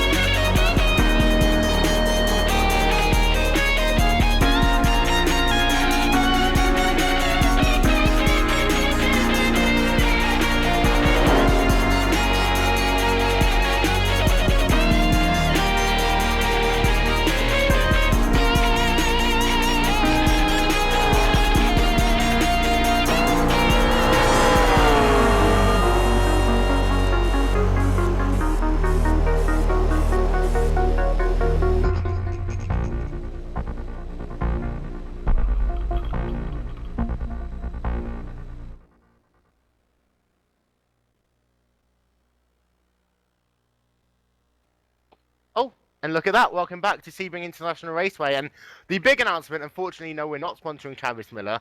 The announcement is we'd like to announce the second Glacier TV Championship. This is going to be called Polar GT. It is going to be a 10 race format, very similar to Pro 2 Ice with a couple of tweaks. We tried them out here today.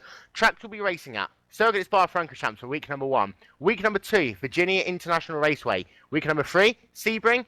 Week number 4, Mosport. Week 5, Silverstone. Week 6, Zandvoort. Week 7, Phillip Island. Week 8, Road America. Week 9, Watkins Glen. And Week 10, Interlagos. We've got ourselves a $900 prize pool with $400 for first, $700 for second, $125 for third, $75 for fourth, $25 for fifth, and then iRacing credits for positions 6 through 10. Some random prizes as well. And format's going to be very similar. We might make a couple of late minute tweaks, but Marius, after what we've seen today, we're going to have to do an entire season of this, and I might need a lung transplant afterwards. Oh yeah, and you can't imagine sitting here knowing what we're just about to announce, and you see a race like that, and you're just like, have to announce it.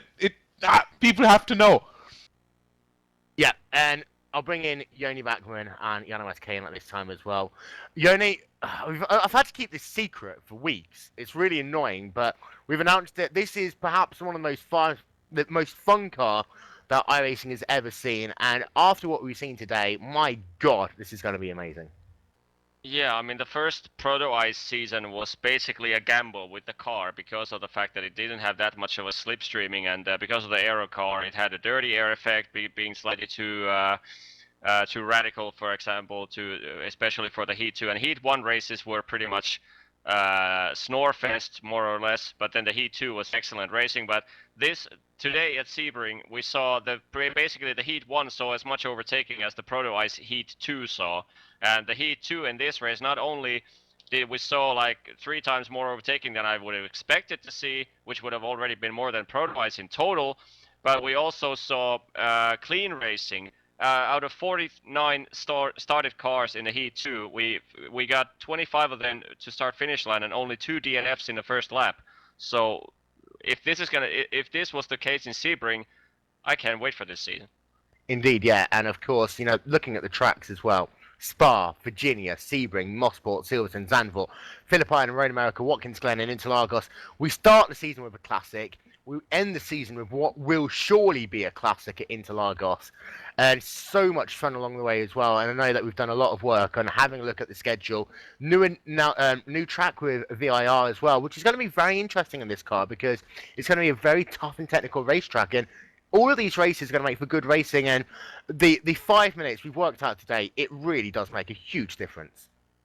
Yeah, surely. I mean, luckily we had the Proto Ice as a base, so we knew that the 30-minute was good, usually. But every time when there was not a huge wreck at the first 2 laps, meaning that the winner of the Heat 1 had to start at P20, and when he didn't have guys wrecking from in front of him and giving him clean air, basically they finished somewhere between P6, P7, P8, and now we saw like Mark Foley started from what it was 16th, and thanks to the last 5 minutes he won the whole race. So and there was no DNFs in front of Foley, so instead we saw huge packs of cars battling for position laps after lap. So this is going to be outstanding. I mean, if these guys are able to drive this clean for the whole series, that's going to be awesome. And yeah, we had to talk about whether or not there's a schedule already. Yeah, the track schedule has been predetermined already, but the starting date and the weeks of the races are yet undecided. But however, it will start at the beginning of season 2, meaning that it will be at the same time as the DWC. So the races will be run on the Sundays on the weeks that the DWC races are not running on. So basically, if you're a NASCAR fan, we apologise. For everyone else, welcome to Sunday evenings. There's no NFL on anymore. Who cares about soccer? In fact, soccer will be finished anyway, so plenty to talk about. I'll bring in Jano at this time as well. Jano, I know that you've done a lot of work with Glacier. Are you looking forward to perhaps racing in this one as well?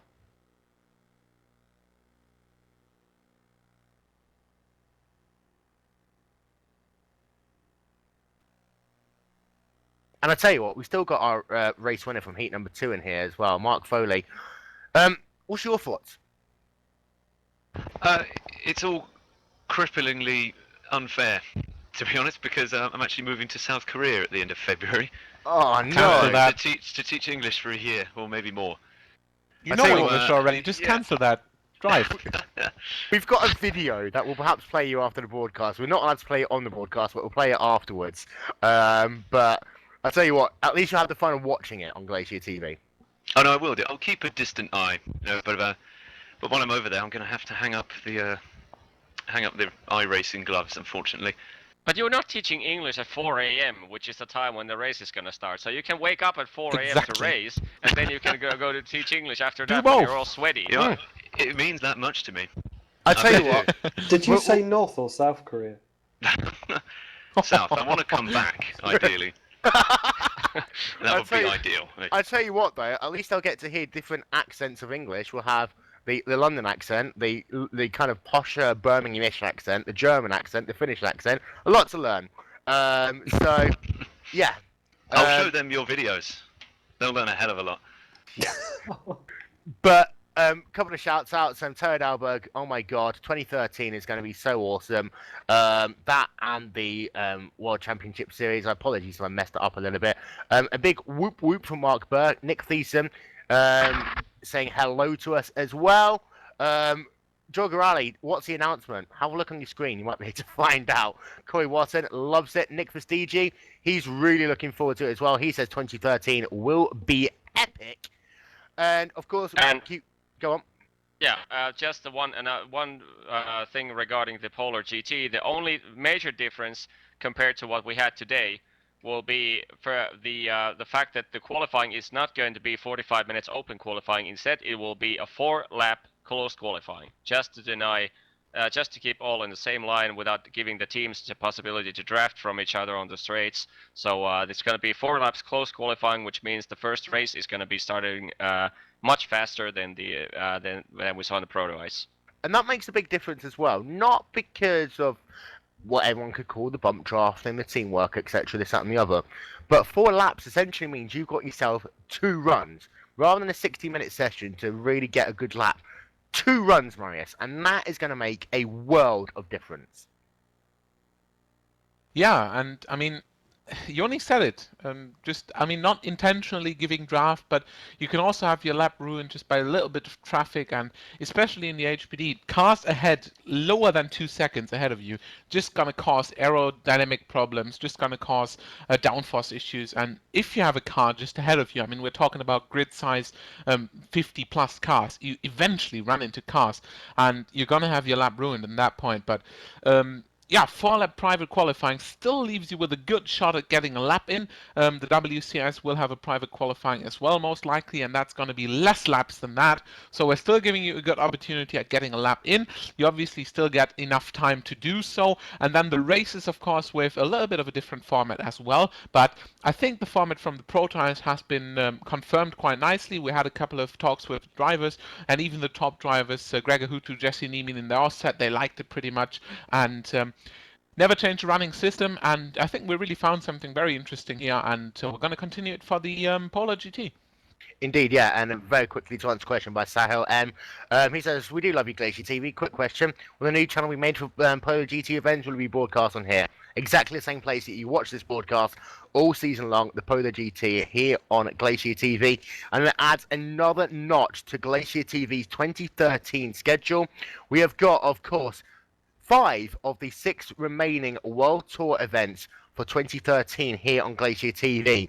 The 2.4 hours of Daytona, the Daytona 500, the Pocono 400, the Talladega 500, and the iRacing.com Grand Prix of Brazil. We're also bringing you 14 of the 16 Grand Prix World Championship Series races for 2013 as well. Coverage starting with the 3rd event of the year, and then we'll be bringing you coverage throughout the rest of the season, including a revamped and reworked Ice Lounge as well on the weeks that we're not on air for the actual series. Now we add in Polar GT every Sunday. Details will confirm that on GlacierTV.com and also on iRacing.com, where of course you can get yourself 3 months at the price of 1 if you go to iRacing.com now.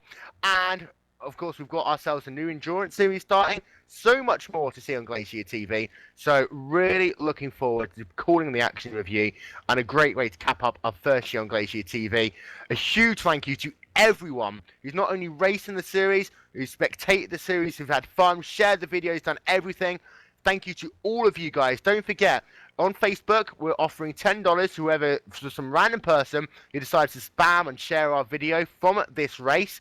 I tell you what, anyone who gets into iRacing after watching this video, they're really going to have the time of their lives in that car. But in the meanwhile, from myself, from Marius Gonnenbeck, from David Ward, Jona Metakayan, Yoni Backman, and everyone here at Sebring International Raceway, wow, what an event, what a day. Thank you very much, and we'll see you all later on. Bye-bye.